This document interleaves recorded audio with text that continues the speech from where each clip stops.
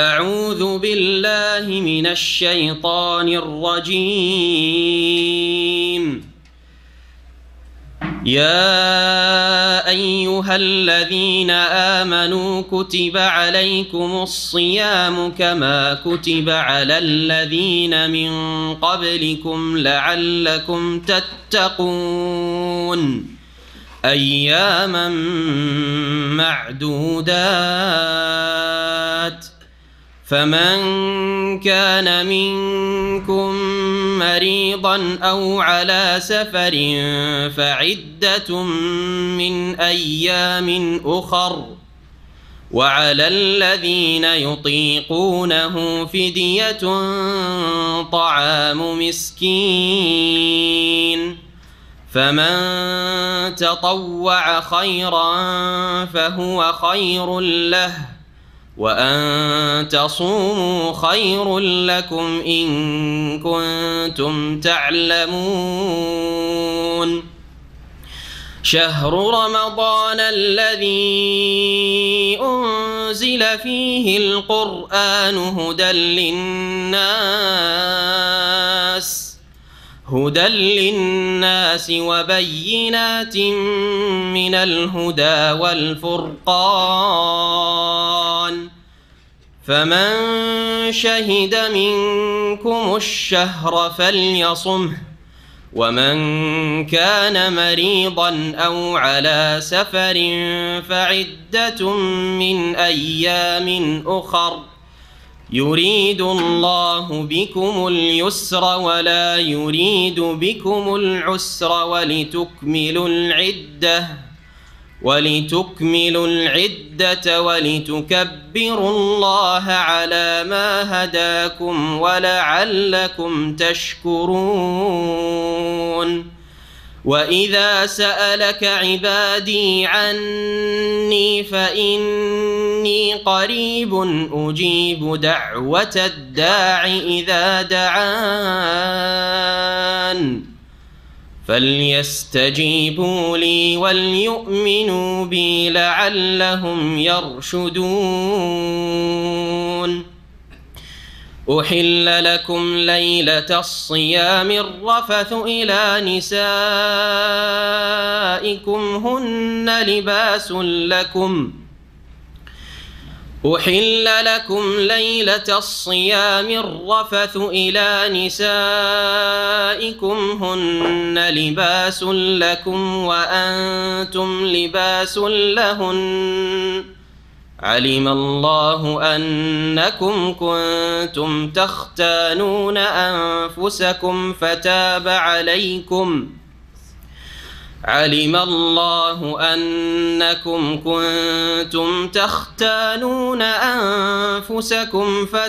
عليكم وعفى عنكم، فالآن باشروهن وابتغوا ما كتب الله لكم، وكلوا واشربوا حتى يتبين لكم الخيط الأبيض من الخيط الأسود من الفجر، ثم أتموا الصيام إلى الليل، ولا تباشروهن وأنتم عاكفون في المساجد، تلك حدود الله فلا تقربوها، كذلك يبين الله آياته للناس لعلهم يتقون.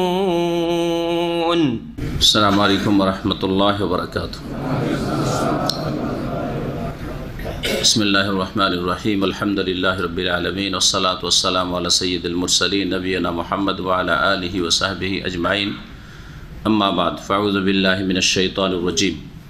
يا أيها الذين آمنوا كتب عليكم الصيام كما كتب على الذين من قبلكم لعلكم تتقون أياما معدودات.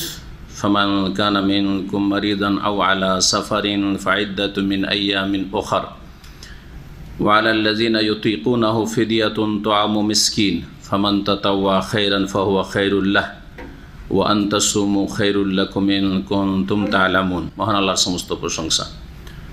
যে আল্লাহ রাব্বুল আলামিন 5 ওয়াক্ত সালাতের পরে যাকাত ফরজ করেছেন, আর তারপরেই মাহে রমজানের সিয়াম বা সওম, যাকে আমরা রোজা বলি ফার্সি, উর্দু, বাংলা ভাষায়, এই সিয়াম রোজা আল্লাহ রাব্বুল আলামিন ফরজ করেছেন। কোরআনে কারিমে সূরা বাকারার আয়াত নম্বর 183 থেকে সিয়াম যে রমজান মাসের ফরজ এবং সিয়াম সংক্রান্ত কিছু মাসাইল মহান আল্লাহ রাব্বুল আলামিন বর্ণনা করেছেন এই সূরা বাকারায়। সালাত এবং সালাম নাযিল পেয়ে মুহাম্মদুর রাসূলুল্লাহ সাল্লাল্লাহু আলাইহি ওয়াসাল্লামের ওপর, যিনি মদিনায় আসার পরে দ্বিতীয় হিজরিতে সঠিক মতে এই রমজান মাসের সিয়াম রোজা ফরজ করা হয়েছে। আমাদের তাফসীর সূরা বাকারার পর্ব হচ্ছে 15, আয়াত নম্বর 183 থেকে আজকে তাফসীর আমাদের শুরু হবে। প্রথম বিষয়টি হচ্ছে সিয়াম বা রমজান রোজা, আর তার মাঝখানে দোয়ার একটি বিষয় রয়েছে, দোয়ার বিষয় রয়েছে। মহান আল্লাহ ইরশাদ করছেন, ইয়া আইয়ুহাল্লাযীনা আমানু কুতিবা আলাইকুমুস সিয়াম কামা কুতিবা আলাল লাযীনা মিন ক্বাবলিকুম লাআল্লাকুম তাত্তাকুন। হে ঈমানদার মানুষ, কুতিবা আলাইকুমুস সিয়াম, তোমাদের ওপর সিয়ামকে বিধিবদ্ধ করা হয়েছে, ফরজ করা হয়েছে। কুতিবা মানে ফরজা, আল্লাহর পক্ষ থেকে লিখে দেওয়া হয়েছে কুতিবা, অর্থাৎ ফরজ করা হয়েছে। এই অর্থটি কোরআনে কারিমের বিভিন্ন আয়াতে এই কুতিবার ক্ষেত্রে আমরা করে থাকি। কুতিবা আলাইকুমুল কিসাসু ফিল কাতলা, এর আগেই গত সপ্তাহের তাফসিরে এই সূরাতে আমরা পড়েছি আয়াত, তোমাদের উপর কিসাসকে ফরজ করা হয়েছে। কুতিবা আলাইকুমুল কিসাস, হত্যার ক্ষেত্রে কেউ কাউকে যদি অন্যায়ভাবে হত্যা করে তাহলে তার কিসাস, জানের বদলে জান, প্রাণের বদল প্রাণ নাশ করা ফরজ করা হয়েছে। তারপরে সময় মতো নির্ধারিত সময়ে নামাজ ফরজ করা হয়েছে। এই ক্ষেত্রে ইন্না সালাতা কানাত আলাল মুমিনিনা কিতাবান মাওকুতা, কিতাবান মানে মাফরুদান, মাকতুবান, সময় নির্ধারিত সময়ে বা সময় অনুযায়ী ফরজ করা হয়েছে। যেই নামাজ যখন ফরজ করা হয়েছে তখনই সেই নামাজ আদায় করতে হয়। কিতাবান মানে হচ্ছে মাকতুবান মাফরুজান। মহান আল্লাহ বলছেন, কুতিবা আলাইকুমুস সিয়াম, হে মুমিন সকল, হে বিশ্বাসীরা, তোমাদের ওপর সিয়ামকে ফরজ করা হয়েছে। কোরআনের ভাষা হচ্ছে সিয়াম এখানে, আর সম শব্দটিও কোরআনে কারিমে এসেছে। যেমন মারিয়াম আলাইহিস সালামের সিয়াম রোজার ক্ষেত্রে তিনি বলছেন, ইন্নী নাযারতু লির-রহমানি সাওমা, আমি পরম করুণাময় আল্লাহর উদ্দেশ্যে সিয়ামের বা সওমের মান্যত করেছি। ইন্নী নাযারতু লির-রহমানি সাওমান। এই আরবি পরিভাষাগুলি আমরা চর্চা করার চেষ্টা করি। যেমন আলহামদুলিল্লাহ অনেকটা আমরা সংশোধন করেছি, খোদা খোদা বলতে বলতে এখন আল্লাহ বলতে শিখেছি।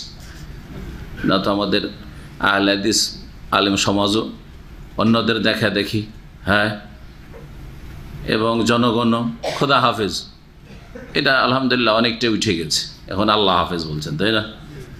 অথবা আল্লাহ ভালো রাখেন, হ্যাঁ, খোদায় তালা করেন এখন। ঠিক তেমনি নামাজ না বলে সালাত বলবেন, এটা অনেকটা এগিয়ে এসছে আলহামদুলিল্লাহ। নতুন যারা সহি দাওয়াত, কোরআন সুন্নাহর দাওয়াত কবুল করছে, শিরক বিদআত মুক্ত আমল করার চেষ্টা করেছে, অনেক সংশোধন করতে শিখেছে। এইরকমই আমরা রোজা না করে যদি সিয়াম বলি, সওম বলি, হ্যাঁ, ইংরেজিতে কেউ যদি ফাস্টিং বলতে পারে তো সেটা তরজমা, হ্যাঁ, আপনি তো ফাস্টিং বলছেন না, তো আপনি কেন রোজা বলবেন? তাহলে রোজা ফার্সি আর ফাস্টিং হচ্ছে ইংরেজি, তা আপনার রোজা বলা আর ওদের ইংরেজি বলা তো কোনো পার্থক্য আছে নেই, কোনো পার্থক্য নেই, কেন তরজমা করতে যাবেন? তো সিয়াম বা সওম ব্যবহার করার চেষ্টা করে। যেমন যাকাত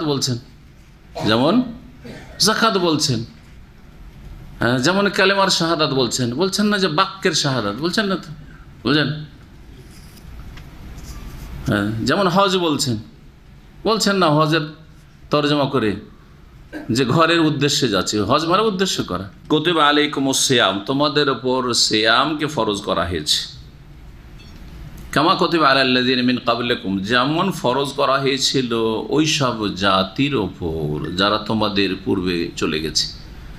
তোমাদের পূর্ববর্তীদের ওপর যেমন ফরজ করা হয়েছিল। সিয়াম এমন একটি গুরুত্বপূর্ণ ইবাদত এবং এমন একটি ফলপ্রসূ উপকারী ইবাদত যা প্রত্যেক মানুষের জন্য প্রয়োজন, যার ফলে মানব জাতির ইতিহাসে যত আম্বিয়া রসুলগণ এসেছেন এবং তাদের উম্মতরা এসেছে, সকল নবী রসুলগণের দিনে, শরীয়তে এবং তাদের উম্মতে রোজা বা সিয়ামের বিধান ছিল, সিয়ামের বিধান ছিল। এই দিকে ইঙ্গিত করেছেন মহান আল্লাহ, কামা কুতিবা আলাল্লাযিনা মিন ক্বাবলিকুম বলে, যেমন তোমাদের পূর্ববর্তী লোকদের ওপর ফরজ করা হয়েছিল এই সিয়াম। লাআল্লাকুম তাত্তাকুন, এখান থেকে সিয়ামের উপকারিতা বর্ণনা করছেন, যাতে করে তোমরা তাকওয়া অর্জন করতে পারো। তাকওয়া মানে বেঁচে থাকা, তাকওয়া মানে বেঁচে থাকা। ওয়াকায়াতুন থেকে ওয়াও কাফ ইয়া, এ হচ্ছে এই শব্দটির আসল ধাতু বা মাদ্দা। ওয়াকায়াতুন মানে বেঁচে থাকা। কিসে থেকে বেঁচে থাকা? পাপাচার থেকে বেঁচে থাকা। তাকওয়া হচ্ছে আল্লাহর সন্তুষ্টির জন্য, আল্লাহর কাছে কিছু পাওয়ার জন্য এবং আল্লাহর শাস্তির আযাবের ভয়ে, আল্লাহর অসন্তুষ্টির কথা কাজ থেকে বা নাফরমানি থেকে, বিরুদ্ধাচরণ থেকে, রাসূলুল্লাহ সাল্লাল্লাহু আলাইহি ওয়াসাল্লাম নাফরমানি থেকে বেঁচে থাকা, গুনহার কাজ থেকে বেঁচে থাকা, ফরজে ঘাটতি করা থেকে, ত্রুটি করা থেকে বেঁচে থাকা, ফরজ ওয়াজিব, হারাম নাজাজে লিপ্ত হওয়া থেকে বেঁচে থাকা। এই যে বেঁচে থাকার অর্থ রয়েছে, এগুলি হচ্ছে তাকওয়া। আপনি যদি ফরজ ওয়াজিব আদায় করেন সুন্দরভাবে, এটা হচ্ছে আপনার তাকওয়া। আপনি যদি হারাম নাজাজ থেকে বেঁচে থাকেন, আল্লাহর সন্তুষ্টির জন্য, পরকালের মুক্তির জন্য, আল্লাহর কাছে কিছু পাবো এবং আল্লাহর আযাব থেকে বাঁচবো, এই জন্য এটি হচ্ছে তাকওয়া। এটা হচ্ছে তাকওয়ার বহিঃপ্রকাশ, আপনার মধ্যে তাকওয়া আছে। জি। আর যদি অন্য কোনো গরজে বেঁচে থাকেন, অনেক পাপ থেকে অনেক অমুসলিম বা মুসলিম সমাজের যারা বেদিন তারা বেঁচে থাকে, ওর মানবতার খেলাফ, সেই জন্য এটা তার হিউম্যানিটি, ইনসানিয়ত, তো ওটা তাকওয়া নয়। ও বেঁচে আছে অনেক পাপ থেকে, অনেকে মদ খায় না, অনেকে সিগারেট পান করে না, অনেকেই সুদ ঘুষ খায় না, অফিসার আছে অমুসলিম অথবা মুসলিম সমাজের বেদিনগুলো, যাদের আল্লাহ পরকাল বলে কোনো চিন্তা নেই, কিন্তু মানবতার খাতিরে অনেক ভালো কাজ করছে, অনেক মন্দ কথা কাজ থেকে বেঁচে থাকছে। এটি তাকওয়া নয়। তাকওয়া হচ্ছে আল্লাহর প্রতি বিশ্বাসের ভিত্তিতে, যে আল্লাহর কাছে কিছু পাওয়া যাবে যদি এই তাকওয়া অর্জন করে বেঁচে থাকি তো, এবং আল্লাহর আযাব থেকে রক্ষা পাবো যদি আমি বেঁচে থাকি তো। কী থেকে বেঁচে থাকা?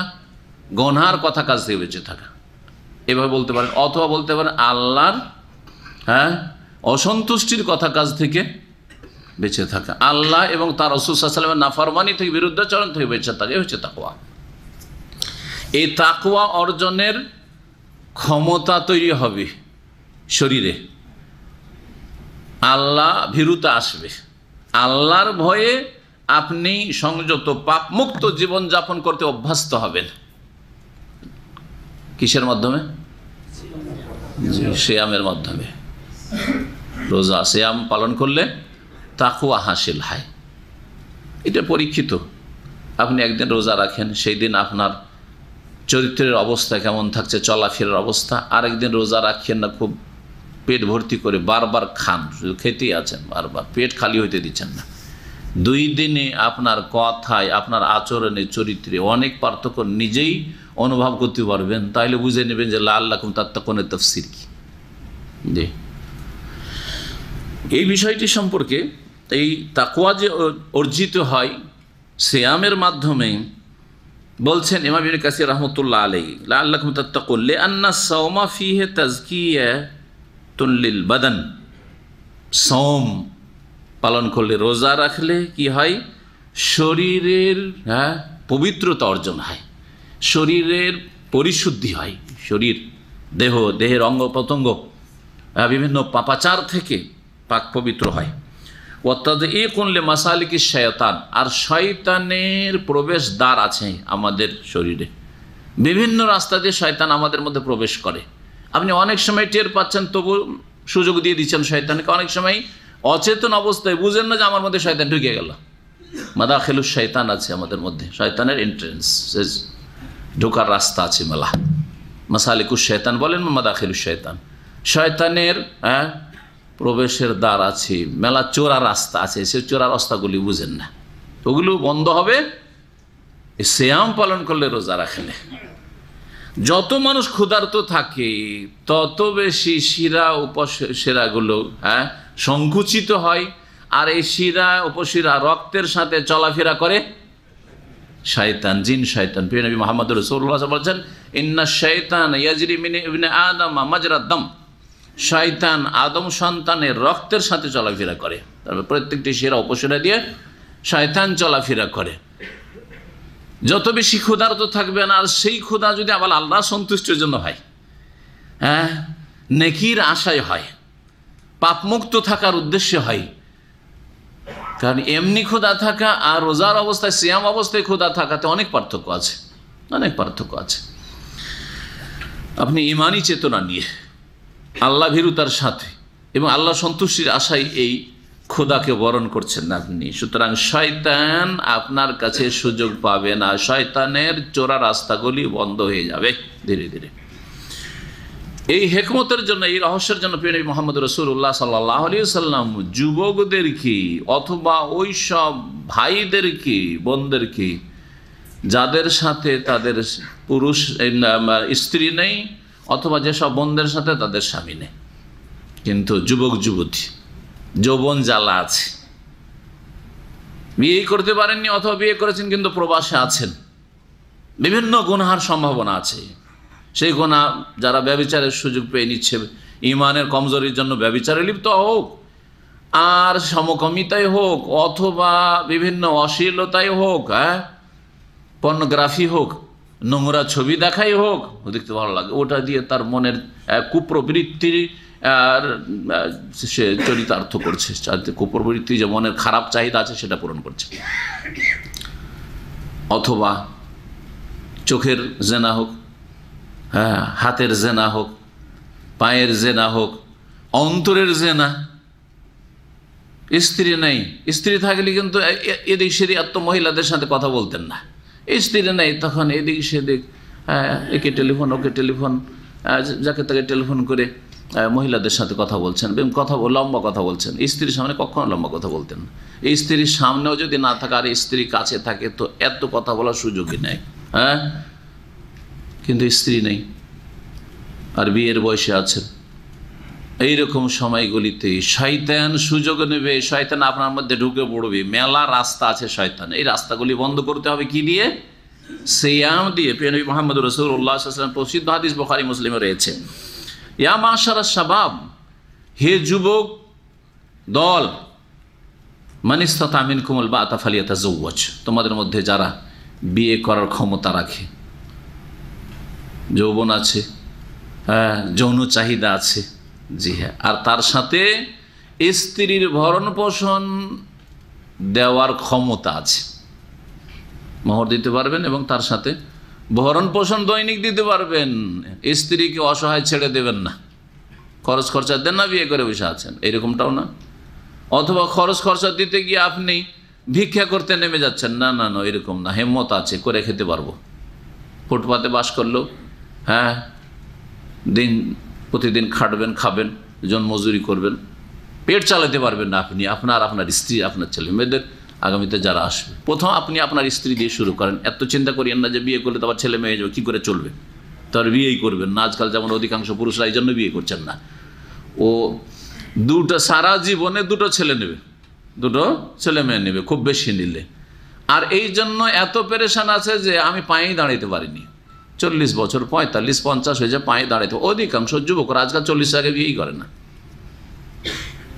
যখন রিটায়ার্ড হয়ে যাচ্ছে, অবসর প্রাপ্ত এখন, এই মানুষের যৌবন আছে, যৌবন থেকে এখন রিটায়ার্ড, জি হ্যাঁ, 60 বছরে সরকারি চাকরিতে রিটায়ার হয়, আর এই যৌবনের আয়ু থেকে রিটায়ার মোটামুটি 40 হয়ে গেলে হয়েই যায় প্রায়, জি বুঝছেন। এখন নিচের দিকে যাচ্ছেন আপনি, জি অধঃপতনের দিকে যাচ্ছেন। সুতরাং বিয়ের ক্ষেত্রে তাড়াতাড়ি করবেন, যাদের ক্ষমতা আছে আমি খাওয়াইতে পারবো, ক্ষমতা নেই, দুর্বল ব্যক্তিত্বহীন মানুষ, অথবা আপনি ভাবছেন যে আমার দ্বারা হবে না, তাহলে কি করবেন? যদি পারেন বিয়ে করে ফালিয়াতাযাওয়াজ, আর যদি না পারেন অমাল্লাম ইয়াস্তাতে, কেউ যদি ভরণ পোষণ চালাইতে না পারে স্ত্রীর, ফালাইহি বিসওম, অথবা স্ত্রীকে সাথে রাখতে না পারে, বিদেশে এসেছেন কিন্তু স্ত্রী আলাও না আপনার এই পেশাতে, আর যৌবন জ্বালাও আছে, ফালাইহি বিসওম, তাহলে তার ওপর সিয়াম রাখা আবশ্যক। জি, সিয়াম রাখুক, রোজা পালন করুক। এর মাধ্যমে কি হবে? ফাইন্নাহু লাহু ওয়াজাউন, এতে তার যৌন চাহিদা দমন থাকবে। জি হ্যাঁ, পাপের আশঙ্কা কমে আসবে, নেকি বাড়বে, গুনাহ কমে যাবে। আল্লাহ রাব্বুল আলামিন তাকওয়ার কথা বলেছেন। তাকওয়া সম্পর্কে অনেক কথাই রয়েছে, আর বেশি লম্বা না করে আমরা তাফসীরে এগিয়ে যাই। মানুষ যখন প্রথম চোটে সারাদিন না খেয়ে থাকতে বলা হবে, সিয়াম মানে কি? সিয়াম মানে হচ্ছে, শাব্দিক অর্থ সিয়াম মানে হচ্ছে ইমসাক, মানে বিরত থাকা। কি থেকে বিরত থাকা? সিয়ামের একটা সংজ্ঞা আছে, শাব্দিক অর্থ বিরত থাকা ইমসাক।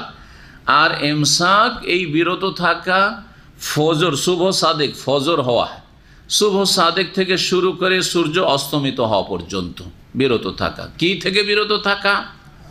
পানাহার থেকে, স্ত্রী সহবাস থেকে, আর এই রকমই বেশ কিছু সিয়াম ভঙ্গকারী বিষয় থেকে। এটা হচ্ছে সিয়াম, রোজার সংজ্ঞা। এটা হচ্ছে সিয়ামের তারিফ বা সংজ্ঞা, পরিচিতি।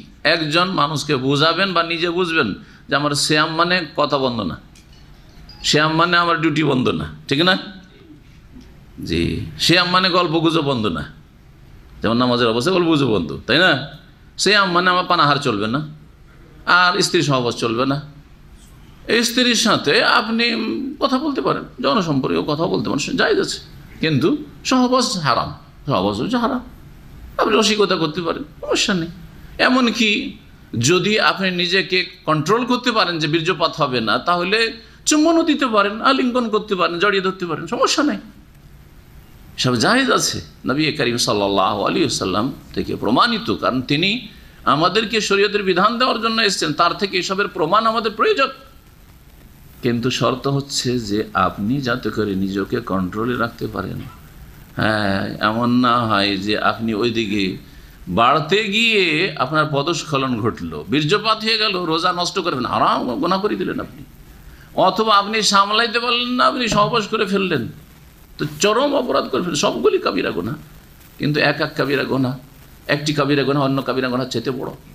সিয়াম যখন ফরজ করা হইল, তখন অনেকের জন্য সেটা কষ্টের বিষয় হতে পারে। আল্লাহ বলছেন যে না না, এমন কষ্টের বিষয় নয়, খুব দীর্ঘ সময় নয়, আইয়ামাম মাদুদাত, মাত্র নির্দিষ্ট কয়েকটি দিন বা নির্ধারিত কয়েকটি দিন।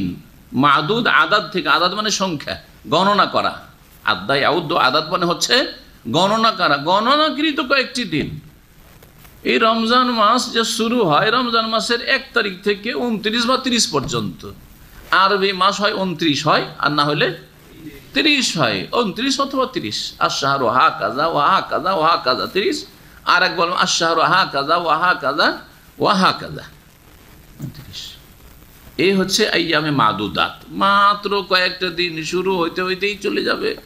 হ্যাঁ, যারা সত্যিকার মুত্তাকি পরেজগার মানুষ, যারা সিয়ামে আগ্রহী, তারা মনে করবে যে আরও যদি কিছুদিন পেতাম। জি, তাদের মন ভরেনি সিয়াম পালন করবো তারিখে।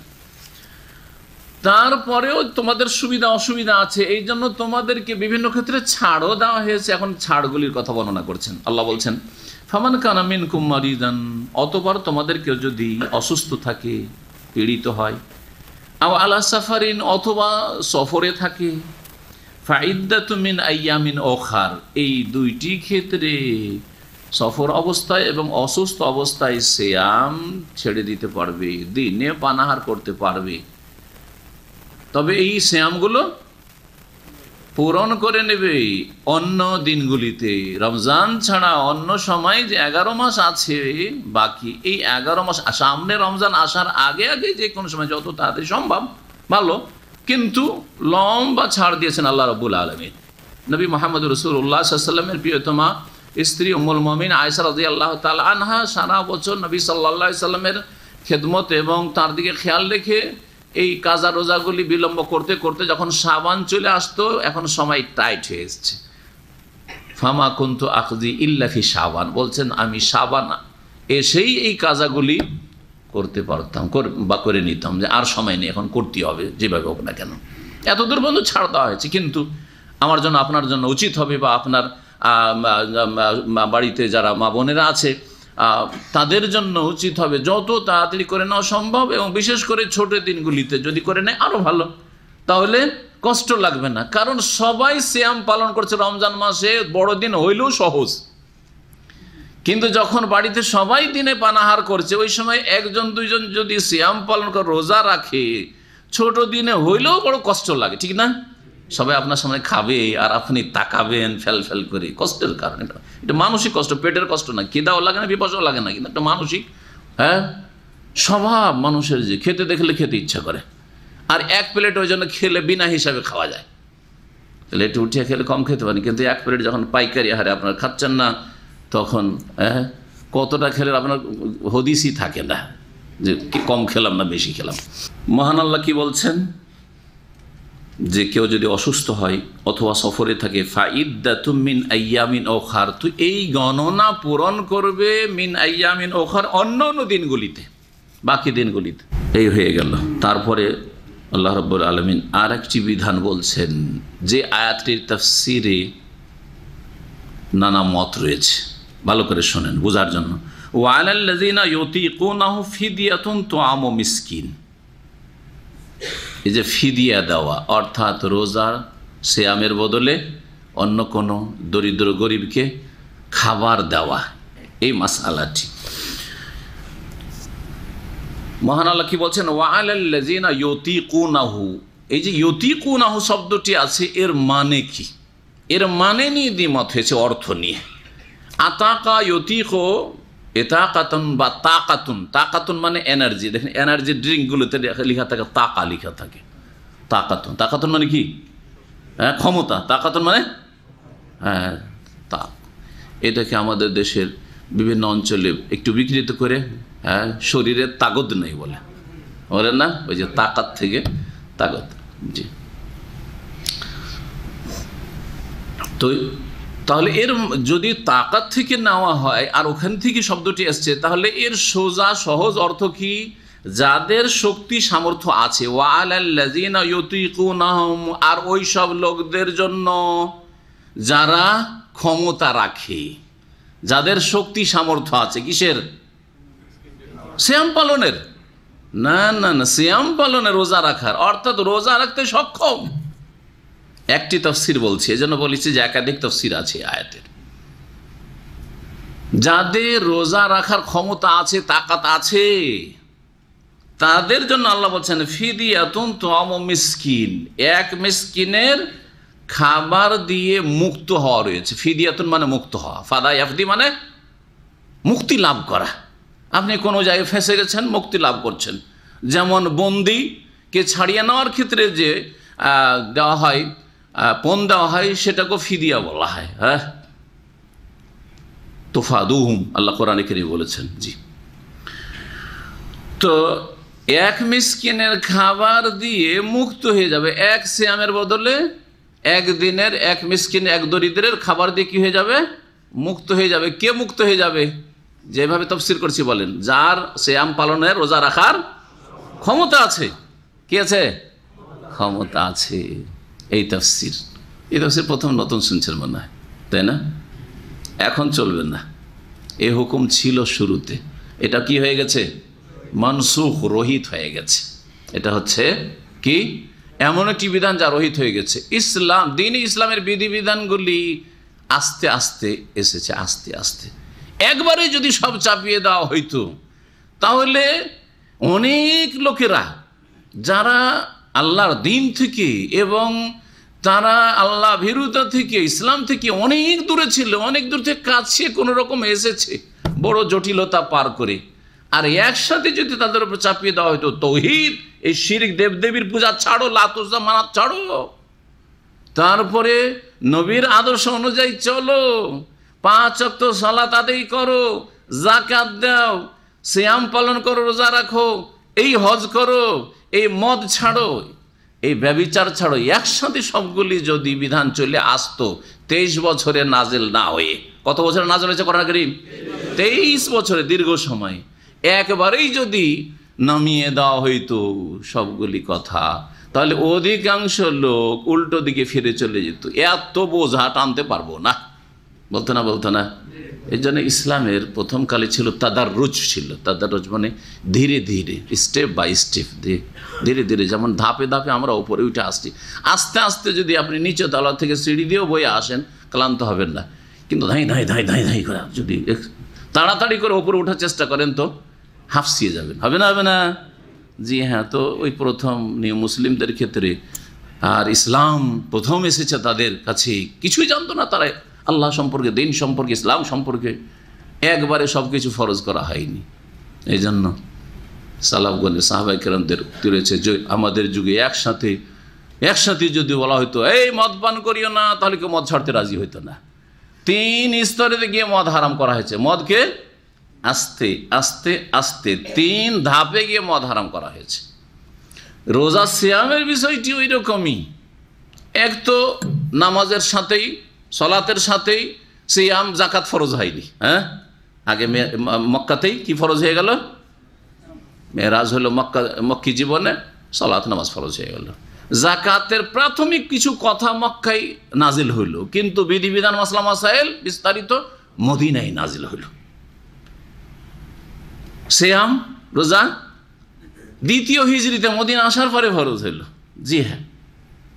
হজ সম্পর্কে দ্বিমত থাকলেও সঠিক মতে 9ম হিজরিতে বা 10ম হিজরির শুরুতে ফরজ হয়েছে। তারপরে রাসূলুল্লাহ সাল্লাল্লাহু আলাইহি সাল্লাম হজের প্রস্তুতির হজে বেরিয়েছেন। জি। আর মক্কা বিজয়ের আগে হজ ফরজ হওয়ার কোনো যুক্তিও নেই, যে কেউ বলবে যে দ্বিতীয় হিজরিতে হজ ফরজ হয়েছে, কি করে ফরজ হইতে পারে? অথচ মক্কা বিজয় হয়নি, মক্কা কাফেরদের দখলে, কি করে এমন কিছু ফরজ করতে পারেন? হজ ফরজ হয়নি। পর্দা, এই যে চেহারা ঢাকতে হবে, মাথা ঢাকতে হবে, হাত ঢাকতে হবে মহিলাদের, এটা কখন ফরজ হইলো? এমনি নর্মালি হ্যাঁ, কাফের মহিলাদের গায়ে কাপড় থাকতো, কিন্তু মাথা খোলা থাকে। এখন যেমন বেহায়া বেদিন মহিলাদের শরীরে কিছু কাপড় থাকে, কিন্তু পেট পিট খোলা শাড়ি, হ্যাঁ, আর তারপরে এইদিকে খোলা, হ্যাঁ, সামান্য কিছু এদিকে ওদিকে একটু ঢাকা, বোঝা গেছে কিনা, বা হাঁটু পর্যন্ত ঢাকা, আর তারপরে মাথা খোলা, চুল খোলা। তো এইরকম কাফেরদের মহিলারা ওইরকম চলতো। বরং এর চাইতে ভালো ছিল তারা, এর চাইতে অনেকটাই ভালো ছিল। মাথা ঢাকতো, মুসলিম রমণীরা মাথা ঢাকতো, সব কিছু শরীর ঢাকতো, পেট পিটও ঢাকতো। এই শাড়ি আর ব্লাউজওয়ালাদের মতো নয় অধিকাংশ, যারা পেট পিট খোলা রাখে, সব কিছু ঢাকতো। কি খোলা থাকতো? তাদের চেহারাটা খোলা থাকতো, চেহারা খোলা, আর হাত খোলা থাকতো, এগুলো খোলা থাকতো। আল্লাহ রাব্বুল আলামিন হেজাবের বিধান নাযিল করলেন 6ষ্ঠ হিজরিতে। মক্কায় 13 বছর চলে গেল। চেহারা ঢাকার হুকুম আসেনি যে রাখতে হবে, হাত ঢাকার হুকুম আসেনি। যে কাজকর্ম করছে, কাজকর্ম একজন পুরুষ বা মহিলা করলে এতটুকু স্বাভাবিক খোলা থাকে, অতটা খোলা চলাফেরা করত। মদিনায় 5 বছর চলে গেল আসার পরে, 13 আর 5 18 বছর চলে গেল ইসলামে। তারপরে হেজাব ফরজ হলো। এখন তোমাদের চেহারা ঢাকতে, ইউদনিনা আলাইহিন্না মিন জালাবিবিহিন, লম্বা চাদর লটকে নিয়ে, ঝুলিয়ে নিয়ে, হ্যাঁ, শরীর গোটাটাই ঢাকতে হবে, চেহারাও ঢাকতে হবে, আর হাতও ঢাকতে হবে। ইউদনিনা আলাইহিন্না মিন জালাবিবিহিন যালিকা আদনা ইউরাফনা, এতে বোঝা যাবে এরা হচ্ছে নেক ভদ্র মহিলা, এরা বেহায়া বেপরদা না। ফালা ইউজাইল, সুতরাং তাদেরকে উত্ত্যক্ত করা হবে না, কে কষ্ট দেওয়ার সাহস করবে না। দেখেন, যত বেপরদা মহিলা থাকে তত তাদের কাছে অসৎ লোকেরা ঘনিয়ে আসার চেষ্টা করে, ঠিক কিনা? একটা যদি বোরকা পরা আর ঢিলা ঢালা বোরকা পরা মহিলা থাকে, তো তার কাছে একজন অসৎ ছেলে কাছে এসে দাঁড়াতে পারবে না, একটু দূরেই।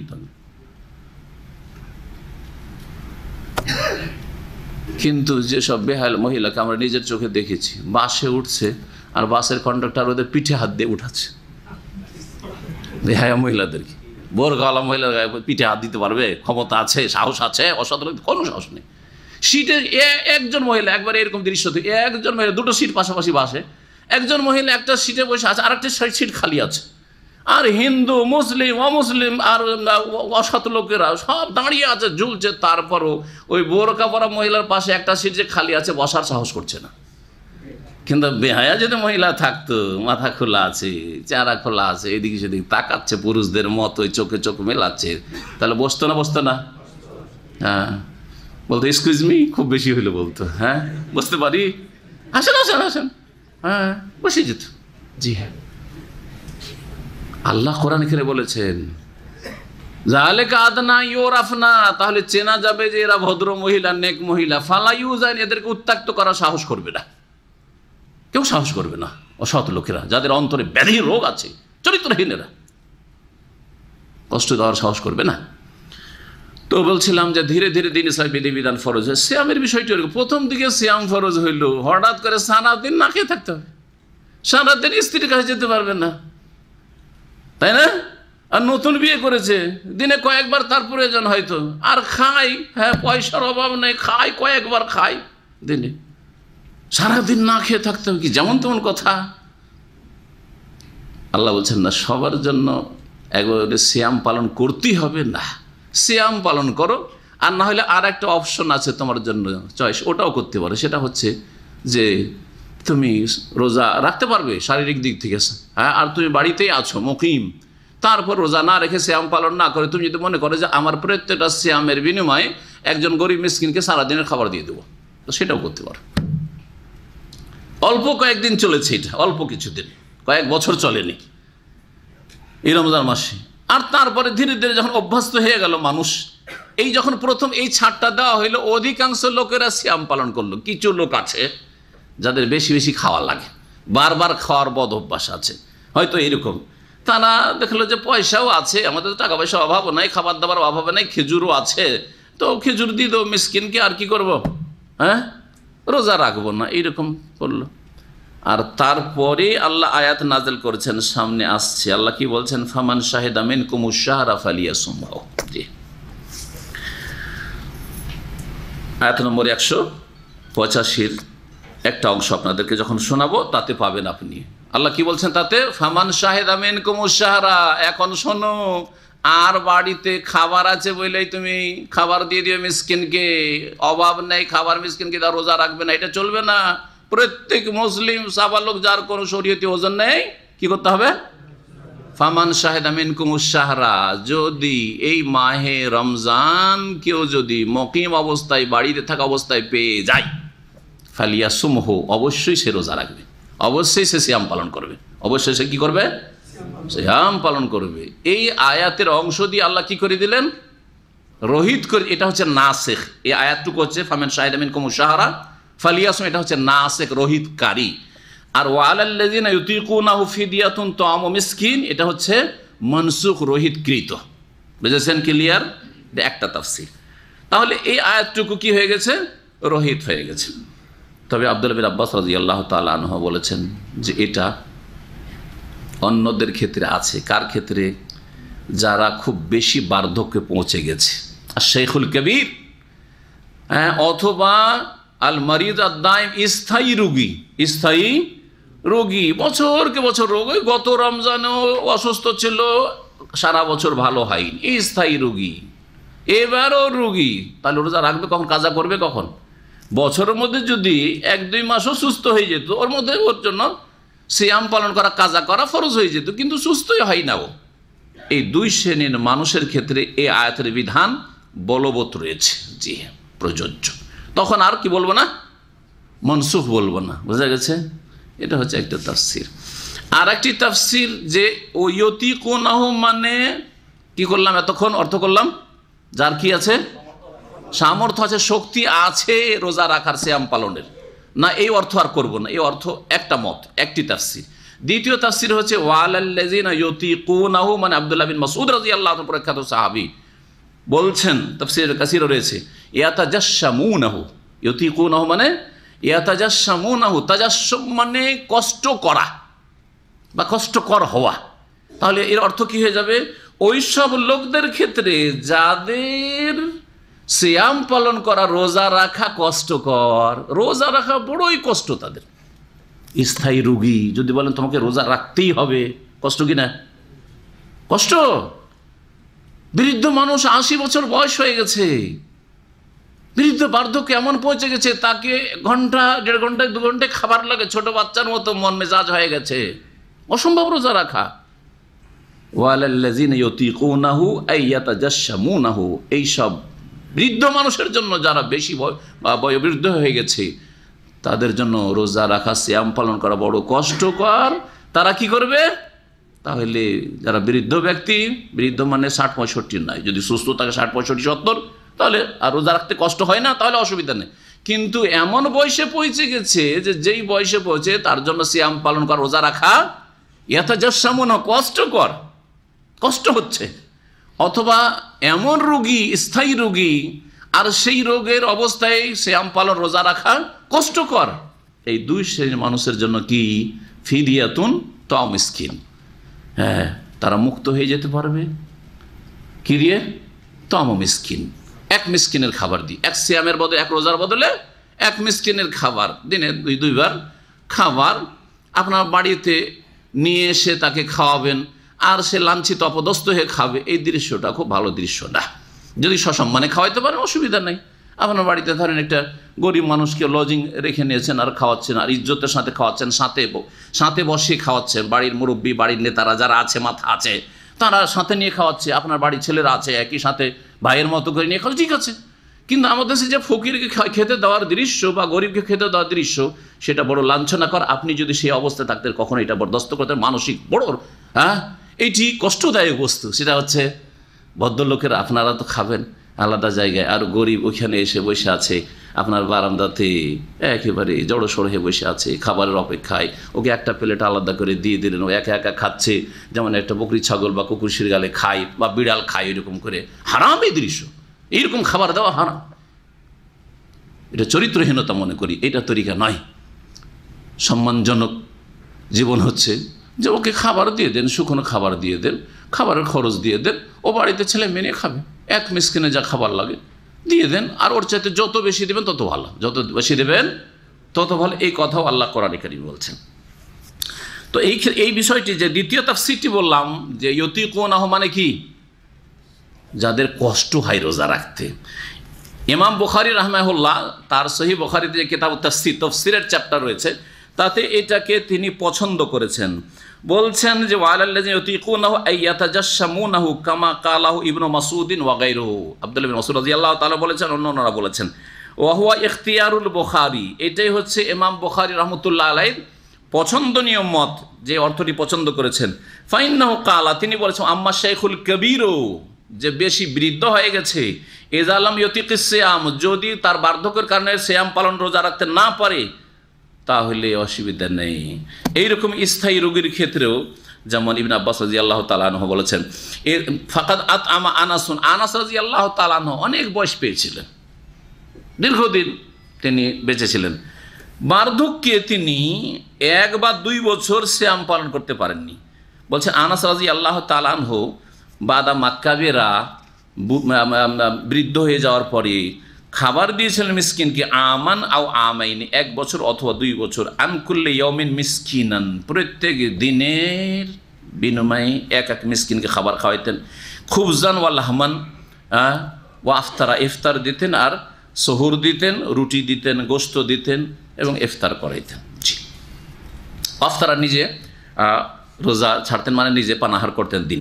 কিছু কিছু তাফসীরে রয়েছে ইউতিকুনাহুর তাফসীর গ্রামার দিয়ে, গ্রামার সার্ফের কায়দা, আরবি গ্রামার দিয়ে, সেটা বলি কারণ আজকাল গ্রামারের চর্চা মানুষ কম করে থাকে। ইউতিকুনাহু বাবে এফালে যখন আসে তখন তাকাতটার কি হয়ে যায়, আরবি গ্রামারে, যে আরবি গ্রামার পড়েছেন বা পড়বেন, সালবে মাখাজ মানে অর্থ একেবারে পাল্টে যায়, উল্টো দিকে হয়ে যায় অর্থ।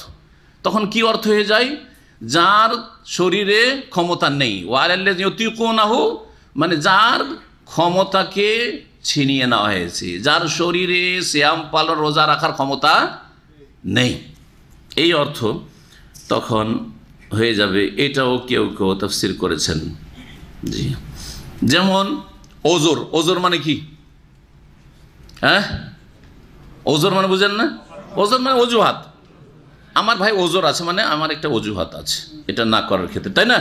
অজুহাত। ওজোর মানে ওজোর, আর কারো ওজোরের কোনো সুযোগ না রাখা, এটাকে এজার বলা হয়। মান আনজারা ফাকাদ আজারা, কেউ যদি কাউকে সাবধান করে দেয় তাহলে তার ওজোর খতম করে দিল, তার কোনো ওজোরের সুযোগ নেই। এখানে বলা হচ্ছে বাবে এফালে আসার কারণে কি হয়েছে, অর্থ পাল্টিয়ে গেছে, ওজোর এখন নেই, তার এই নেইয়ের অর্থ হয়ে গেল। ঠিক তেমনি ওয়ালাল্লাযী ইউতীকুনাহু, মানে যার ক্ষমতা নেই রোজা রাখার, যেসব লোকেরা রোজা রাখার ক্ষমতা রাখে না, এই হবে অর্থ। দুই শ্রেণীর মানুষের কথা এখানে বলে দিই তাহলে মাসলাগুলি। এক হচ্ছে স্তন্যদানকারিণী, ছোট বাচ্চা আছে 2 বছর বয়সের ভিতরে, আর তাকে মা দুধ দিচ্ছে। আর আরেক হচ্ছে গর্ভধারণকারিণী, হামেল এবং মুরদে। এই দুই শ্রেণীর মহিলাদের ক্ষেত্রে শরীয়তের বিধান কি?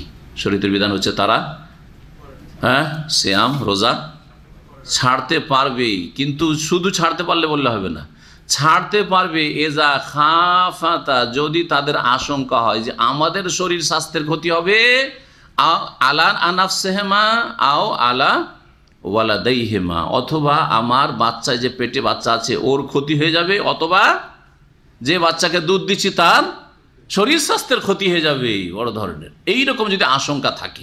আর যদি দেখে যে না আমাদের মা খালা রোজা রাখতো, জানি না আজকাল এইটাকে একবারে ধরেই নিয়েছে যে চলবেই না রোজা রাখা, পেটে বাচ্চা থাকলে চলবেই না রোজা রাখা দুধ দিলেই, একেবারে ভুল কথা, একেবারে ভুল কথা। আমার মনে পড়ছে আমার আম্মার কথা, তারপরে আরও চাচি খালা তাদের কথা মনে পড়ছে, তাদের পেটে বাচ্চা থাকতো আর তারা রোজা রাখতো, তারা দুধ পান করাইতো, রোজা রাখতো, দুধ একটু কমতো কিন্তু তারা রোজা রেখেছে। সেই মানে এই নয় যে আজকাল মনে করেছে এইটা একবারে সুযোগ আর সুযোগ, যে এই রোজা যে রাখতে হবে এটা আপনি খেয়াল করতে হবে আপনার স্ত্রী রাখছে কিনা, তারপরে আসলে কি এই ছাড়টা আছে কিনা। শীতকালে রোজা, আর তাও যদি মনে করে পেটে বাচ্চা আছে সে রোজা রাখা যাবে না, হ্যাঁ, বা দিন এত লম্বা নয়, এত কষ্টকর না, বা আজকাল ভদ্রলোকই করছে, অধিকাংশ মহিলারা তো ভদ্রলোকই করছে, কাজ নাই কাম নাই কিচ্ছু নেই, শুধু টিভি দেখা কাজ, আর বলছে পেটে বাচ্চা আছে সে রোজা রাখা যাবে না, হ্যাঁ বাচ্চাকে দুধ দিচ্ছি সেই জন্য রোজা রাখা যাবে না, চলবে রোজা? মোটেই চলবে না। তাহলে স্তন্যদানকারিণী আর গর্ভধারণকারিণীর ক্ষেত্রে এই ছাড় আছে শরীয়তে যে কি করবে, রোজা কাজা করতে পারে, ছাড়তে পারে, কিন্তু ছাড়ার পরে করবেটা কি, এ রোজার বদলে ফিদিয়া দেওয়া চলবে না কাজা করতে হবে? কাজা করতে হবে, ভালো করে শুনে রাখেন, কাজা করতে হবে। এই ক্ষেত্রে ওলামাদের ইখতিলাফ রয়েছে, 3টি মত রয়েছে।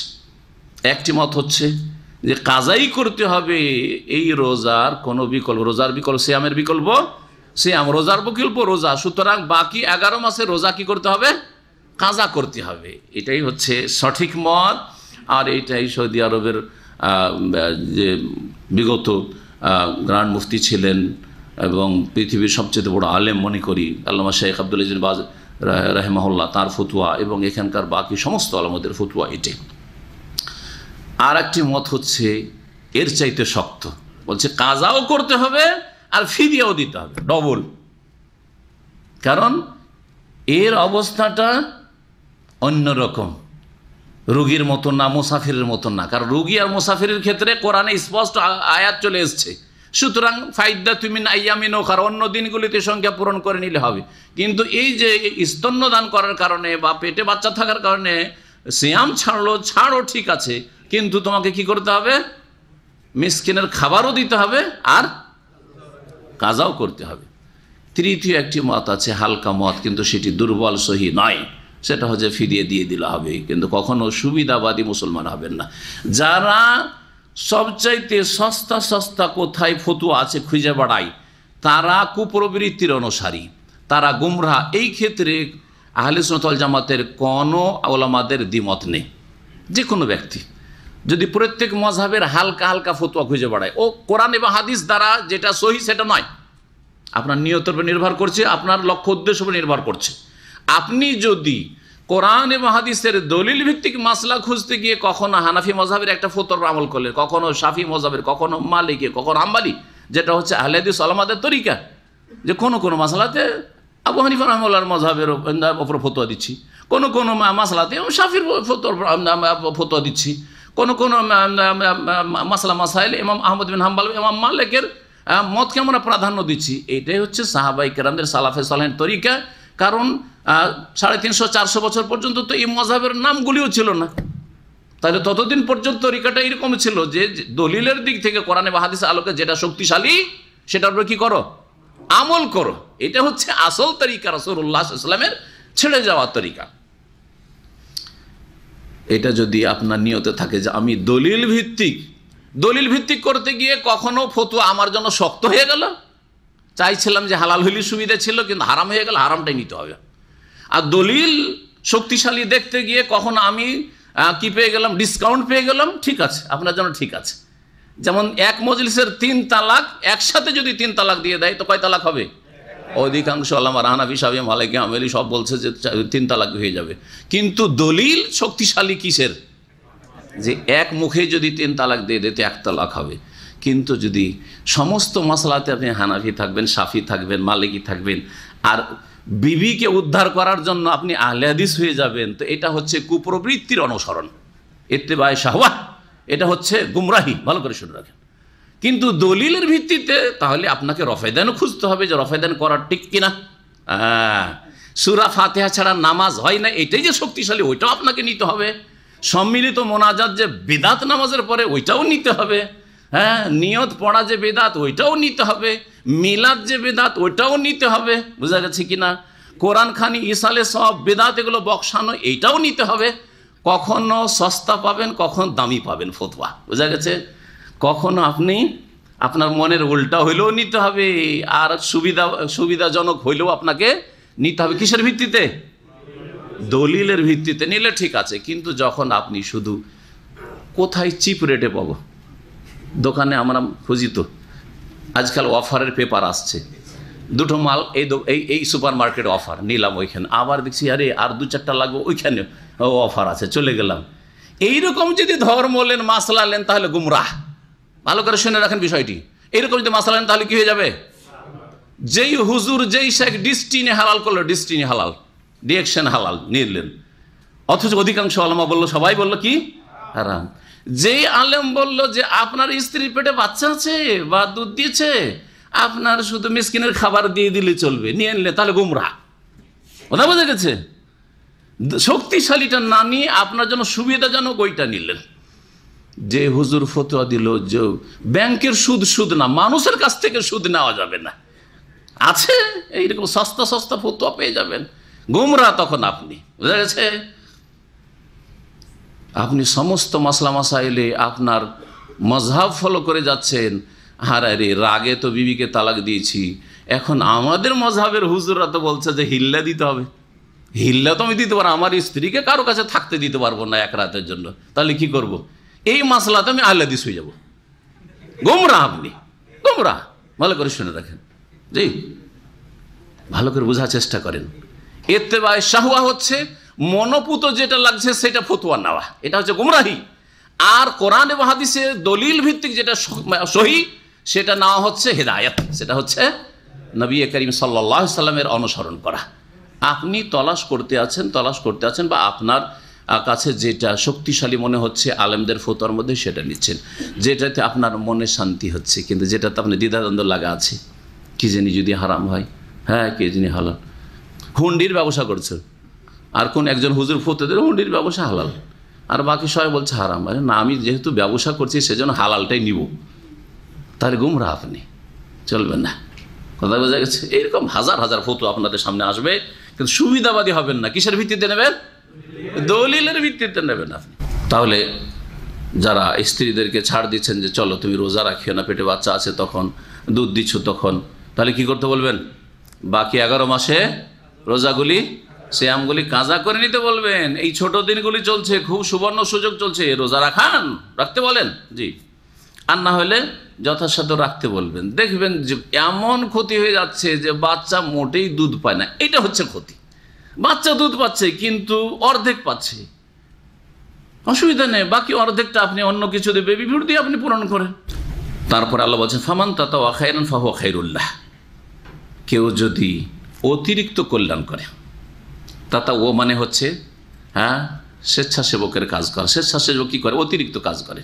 আপনারা এখানে বসে আছেন আর স্বেচ্ছাসেবকেরা আপনাদের সেবা করছে, অতিরিক্ত কিছু, তাই না? জি। তো নফলকে এই জন্য তাতাও বলা হয়, এটা ফরজের অতিরিক্ত। যে অতিরিক্ত কল্যাণ করবে ফাহুয়া খায়রুল্লাহ, সেটা তার জন্য অধিক কল্যাণকর হবে। কোন ক্ষেত্রে? ফিদিয়া দেওয়ার ক্ষেত্রে। এক মিসকিনের খাবার দিতে বলা হলো এক সিয়ামের বদলে, কিন্তু কেউ যদি বলে যে আমি 2 মিসকিনের খাবার দেবো, 3 দেবো, 10 দেবো, অসুবিধা আছে? আল্লাহ বলছে ফাহুয়া খায়রুল্লাহ, আমার এক রোজা, একটা রোজার বদলে একটা রোজা আমি রাখতে পারছি না, হ্যাঁ, একটা রোজার বদলে কি করব? আমি 50 জনকে খাওয়াবো, কোনো অসুবিধা নেই, ফাহুয়া খায়রুল্লাহ। এটা হচ্ছে কোরআনী কথা। তারপরে আর একটা হচ্ছে যে রোজা রাখতে পারছো, তুমি একটু কষ্ট কিন্তু রোজা রাখতে পারছো, তাহলে কি করতে হবে? বার্ধক্যে ধরেন, বার্ধক্যে আছে, রোজা রাখতে কষ্ট হচ্ছে কিন্তু রাখলে পেরে নেব আমি, হ্যাঁ। অথবা সুগারের রোগী, রোজা রাখতে কষ্ট হচ্ছে কিন্তু রাখলে যে আমার প্রাণনাশের ভয় আছে, অথবা বড় ধরনের ক্ষতি হয়ে যাবে, বড় ধরনের ক্ষতি হবে না, তাহলে আল্লাহ বলছেন ওয়া আনতাসুমু খায়রুল লাকুম, তোমরা যদি সিয়াম পালন করে নাও তাহলে তোমাদের জন্য কল্যাণকর। তোমাদের জন্য কি? কল্যাণকর। আর মনসুখের যে তাফসীরটি করলাম, ওই ক্ষেত্রে যখন প্রথম দিকে স্বাধীনতা ছিল যে হে সচ্ছল ব্যক্তিরা তোমরা রোজাও রাখতে পারো, আবার কি করতে পারো? এক রোজার বদলে মিসকিনকে খাবার দিয়ে দিতে পারো, আর সারাদিন তুমি খাও, দাও, অসুবিধা নেই। আল্লাহ বলছেন যে এটা তো ছাড় প্রথম যুগে ছিল, কিন্তু আনতাসুমু খায়রুল লাকুম, হে সচ্ছল ব্যক্তিরা তোমরা যদি সিয়াম পালন করো তাহলে এটা ওই মিসকিনকে খাবার দেওয়ার চাইতে বেশি ভালো। জি, কিন্তু এই বিধান মনসুখ হয়ে গেছে, আর চলবে না। মহান আল্লাহ তারপরে বলছেন ইন কুনতুম তা'লামুন, তোমরা যদি সত্যিকার জানো, তাহলে এটাই হচ্ছে রোজা রাখাটা, সিয়াম পালন করাটাই কল্যাণকর। যদি কষ্টকর না হয়, সফরের বিষয়গুলি ওই রকমই। সফরে রোজা রাখা ভালো না না রাখা ভালো? যদি দেখা যায় যে সাধারণ সফর, সেখানে সাহারি পাচ্ছেন, ইফতারি পাচ্ছেন, কোনো অসুবিধা নেই, আর কষ্টকর একেবারে মেহনতের কষ্টের সফর নয়, তাহলে রোজা রাখেন, কোনো অসুবিধা নেই। মক্কায় গিয়ে হোটেলে বসে আছেন, 5 টাইম শুধু নামাজ পড়ছেন, ডিউটিও নেই, ওর চাইতে ভারী কাজ এখানে করছিলেন, ডিউটি করছিলেন আপনি, তাই না? তো বলবেন যে আমি মক্কায় যেহেতু সফরে আছি, মদিনে সফরে আছে, রোজা রাখবো না? রোজা রাখেন। কিন্তু ধরেন গরমের সময়, রৌদ্রের সময়, তাপের দিনে আপনাকে উমরা করতে হবে, ভিড় বাড়ে, তাহলে রোজা ছেড়ে দেন। কষ্ট হচ্ছে রোজাতে, রোজা ছেড়ে দেন। যখন কষ্ট হবে তখন সিয়াম ছেড়ে দেয় উত্তম। নর্মাল মোটামুটি কষ্ট হচ্ছে, তাহলে কোনো কষ্ট নাই, তাহলে সফরেও রোজা রাখেন, অসুবিধা নেই। আনতাসুমু খায়রুল লাকুম। জি, বা অনেকে বলেছেন যে সমান, রোজা রাখা না রাখা সমান। আর বেশি কষ্ট হচ্ছে, রোজা রাখতে গিয়ে চরম কষ্ট হচ্ছে, ভিতর শুকিয়ে আসছে সফরে বা অসুস্থ অবস্থায় রোজা রাখা কখন গুনার কাজ হবে, বা সফরে রোজা রাখা কখন গুনার কাজ হবে? যখন শরীরের বড় ধরনের ক্ষতির আশঙ্কা আছে, অথবা রোজা রাখলে আমার চিকিৎসায় বিলম্ব হয়ে যাবে, হ্যাঁ, অথবা রোগ বেড়ে যাবে, অথবা প্রাণনাশ হয়ে যাবে ইত্যাদি আশঙ্কা আছে, তখন রোজা রাখা গুনহার কাজ। সফরে বা অসুস্থ অবস্থায় রোজা রাখা গুনহার কাজ। এই জন্য প্রিয় নবী সাল্লাল্লাহু আলাইহি সাল্লামের এই মর্মে হাদিস রয়েছে, যারা বেশি কষ্ট করে সফরে রোজা রাখে, উলাইকাহুমুল উসাত উলাইকাহুমুল উসাত উলাইকাহুমুল উসাত, এরা হচ্ছে নাফরমান। আমি রোজা ছেড়ে দিলাম, ওরা রোজা ছাড়বে না, কোন কথা হইল? জি, নবী সাল্লাল্লাহু আলাইহি সাল্লামের এক সফরে আসর পরে নবী সাল্লাল্লাহু আলাইহি সাল্লাম উটের পিঠে চাইবে, যাতে সবাই দূর থেকে দেখতে পায়, উঁচাতে এক গ্লাস পানি বা দুধ পান করলেন, আর সবাইকে দেখিয়ে দিলেন যে দেখো আমি সিয়াম ছেড়ে দিলাম, তোমরা ছেড়ে দাও। কারণ একজন লোক বেহুশ হয়ে গেছে, তাও রোজা ছাড়ছে না। কেন ছাড়ছে না? বলছে যেহেতু রাসূলুল্লাহ সাল্লাল্লাহু আলাইহি ওয়াসাল্লাম ছাড়েননি, আমি কেন ছাড়বো?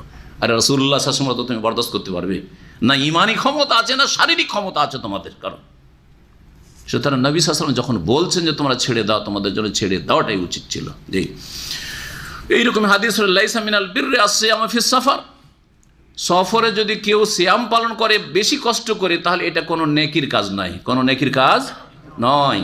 তবে নর্মাল অবস্থায় মেলাগুলি হাদিস রয়েছে, সাহাবারা বলছেন যে আমরা সফরে থাকতাম, ফামিন্নাস সাইমু ওয়া মিন্নাল মুফতির, আমাদের মধ্যে কেউ কেউ রোজাদার ছিল, সাইম ছিল, আর কেউ কেউ রোজা রাখতো না। ফালা ইয়াইবু সাইম আলাল মুফতির ওয়ালাল মুফতির আলাস সাইম, রোজাদার তিরস্কার করতো না যে তুমি কেন রোজা রাখনি, খাচ্ছ।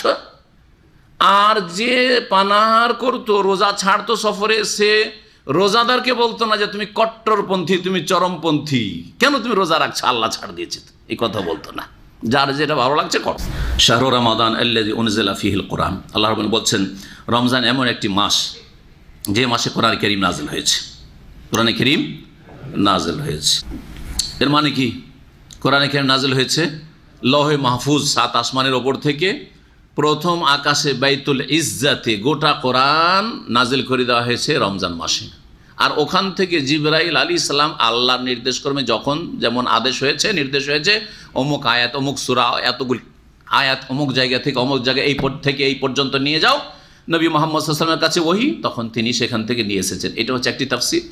আর আরেকটি তাফসীর হচ্ছে দ্বিতীয়, যে রমজান মাসে ওহী, কোরআনের ওহী শুরু হয়েছে। উনজিলা ফিল কোরআন মানে কোরআন নাজেল হওয়া শুরু হয়েছে। প্রথম শুরু হয়েছে কোন আয়াত? সূরা আলাকের প্রথম 5 আয়াত। এই 5টি আয়াত নাজিল হয়েছে নবী করিম সাল্লাল্লাহু আলাইহি ওয়াসাল্লাম যখন মাহে রমজানে হেরা পাহাড়ের গোয়ায়, যেটাকে আজকাল জাবালে নূর বলা হচ্ছে, হেরা পাহাড়ের গোয়ায় নির্জনতা অবলম্বন করে থাকতেন। তার ভিতরে নির্জনতা প্রিয়তা চলে আসলো, নির্জনতা একা একা থাকা ভালোবাসতে লাগলেন এবং কয়েকদিনের খাবার নিয়ে চলে আসতেন, এখানে থাকা, আবার খাবার শেষ হতো, আবার যেতেন স্ত্রীর কাছে, আবার খাবার নিয়ে চলে আসতেন। আর বিশেষ করে রমজান মাসে এই রকমটা করতেন, কিন্তু তার পছন্দ এটা বলে করতেন। তখন ওহী হয়নি, তখন ওহী হয়েছিল, ওহী হয়নি। সুতরাং কেউ যদি মনে করে যে নবী সাল্লাল্লাহু আলাইহি ওয়াসাল্লাম হীরা পাহাড়ের গুহায় যখন ইবাদতবন্দি করেছেন, আমরাও পীরেরা সুফিরা, এই দলটা যদি বন জঙ্গলে গিয়ে আর তারপরে কি বলছে ওই আখের জমিতে ঢুকে যায় আর ওয়াজ হাল হয়, তো আমরা কোন দোষ করলাম? না না না। বা বন জঙ্গলে আমরা বৈরাগী সেজে গেলাম, আমরা সংসার ত্যাগী হয়ে গেলাম, না। এটা ইসলাম আসার পূর্বের যুগের বিষয়, এটা জাহিলিয়াতের যুগের কথা, এটা ইসলামের কথা নয়। নবী সাল্লাল্লাহু আলাইহি ওয়াসাল্লাম নবুয়াত পাওয়ার পরে, ওহী আসার পরে আর কখনো একদিনের জন্য 2 রাকাত নফল পড়তে ওখানে যাননি। সুতরাং যারা জাবালে নূরে যাচ্ছেন আর লাইন লাগিয়ে, India, Pakistan, Bangladesh, Indonesia, Malaysia, বিশেষ করে এইসব এলাকা দেশের লোকেরা, আর তুরস্ক ইত্যাদি যেসব দেশে বিদাত বেশি রয়েছে, লাইন লাগিয়ে আছে আর ওখানে গিয়ে নফল নামাজ পড়ছে, এরা বিদাতি কাজ করছে, গুনহার কাজ করছে, গুমরাহির কাজ করছে। আল্লাহ যেন হেদায়েত দান করেন। বলছিলাম যে রমজান মাসে কোরআন কারীম নাযিল হয়েছে, এর 2টি তাফসীর। হুদাল লিন্নাস, বিশ্বজগতের সমস্ত মানুষের জন্য এতে রয়েছে দিক নির্দেশনা। ওয়াবাইয়িনাতিম মিনাল হুদা, এবং সুস্পষ্ট দিক নির্দেশনা রয়েছে, হেদায়েত রয়েছে। ওয়াল ফুরকান, এবং সত্য মিথ্যার মাঝে পার্থক্যকারী। আল ফুরকান হচ্ছে কোরআন কারীম। সত্য মিথ্যা, হক বাতিল বুঝতেই পারতাম না আমরা যদি কোরআন কারীম আল্লাহ নাজিল না করতেন। কোনটা করব না, কোনটা হালাল কোনটা হারাম, কিছুই জানতাম না। জানতাম যে গরুর গোস্ত হালাল আর শুকুর কুকুর হারাম, কেমন করে জানতেন? কিছু জানতেন না, সব খেতেন কোরআন কারীম নাজিল না হয়।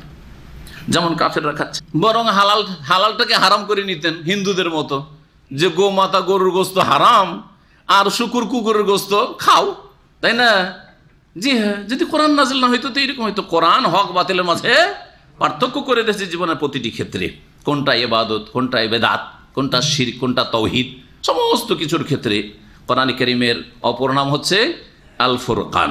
তাবারাকাল্লাযী নাযালা আল ফুরকান আলা আবদিহি লিয়াকুনা লিল আলামিনা নাযীরা, সূরাতুল ফুরকান একটি সূরায় রয়েছে। আল্লাহ তারপরে বলছেন ফামান শাহিদা মিনকুমুশ শাহর, অতঃপর তোমাদের মধ্যেকার কেউ যদি ইশাহার মানে শাহরে রমাদান, রমজান মাসে হাজির থাকে, বাড়িতে আছে, মুকিম অবস্থায়, মুসাফির নয়, আর সুস্থ আছে, ফালিয়াসুমহু, অবশ্যই যেন রমজান মাসের কি করে, সিয়াম পালন করে, রোজা রাখে। এই আয়াত দিয়ে ওই যে প্রথম ইখতিয়ার দেওয়া হয়েছিল, অপশন দেওয়া হয়েছিল, সচ্ছল ব্যক্তিরা রোজা রাখতেও পারো, আবার মিসকিনকে খাওয়াই দিতে পারো, ওটা কি করা হয়েছে? ক্যান্সেল, রহিত করে দেওয়া হয়েছে।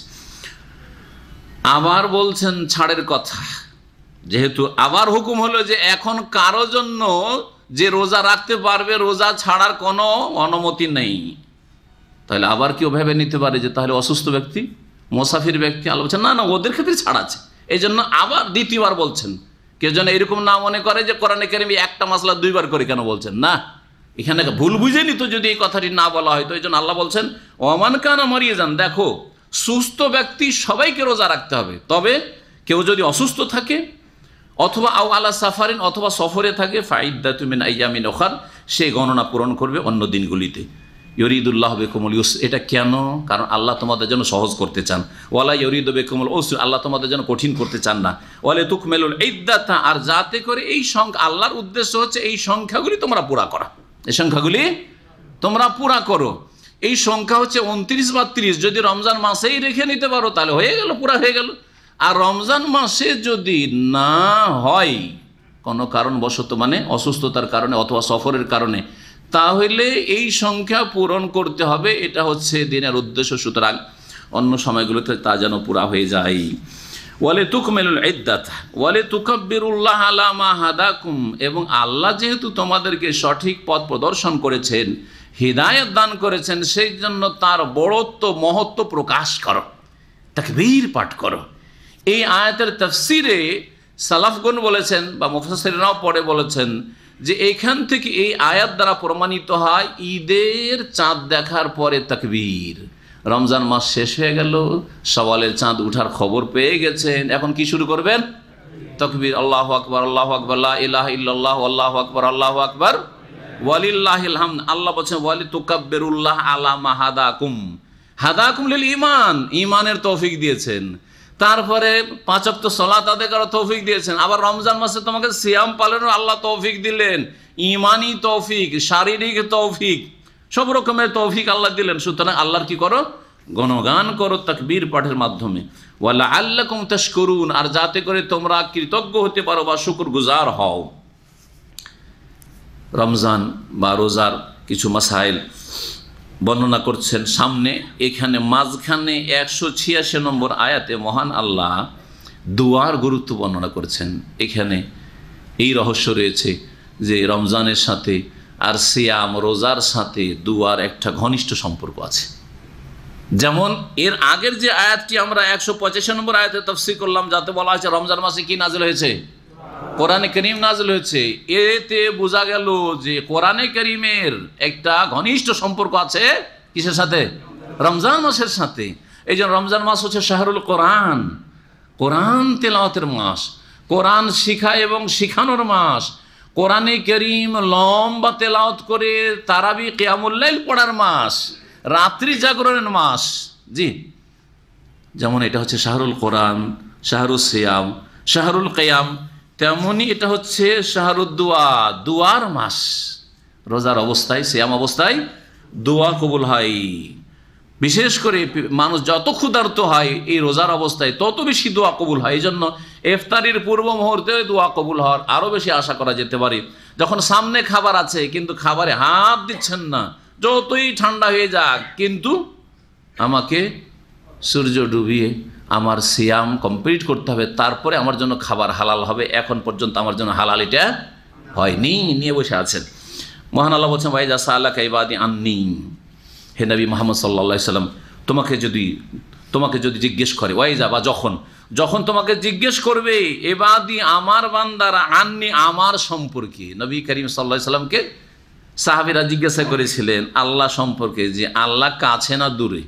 কাছে হইলে আস্তে আস্তে চুপি সারে দোয়া করব, আর দূরে হইলে আমবাইদুন ফানুনা, দূরে হইলে কি করব? চিৎকার করে ডাকবো আল্লাহকে।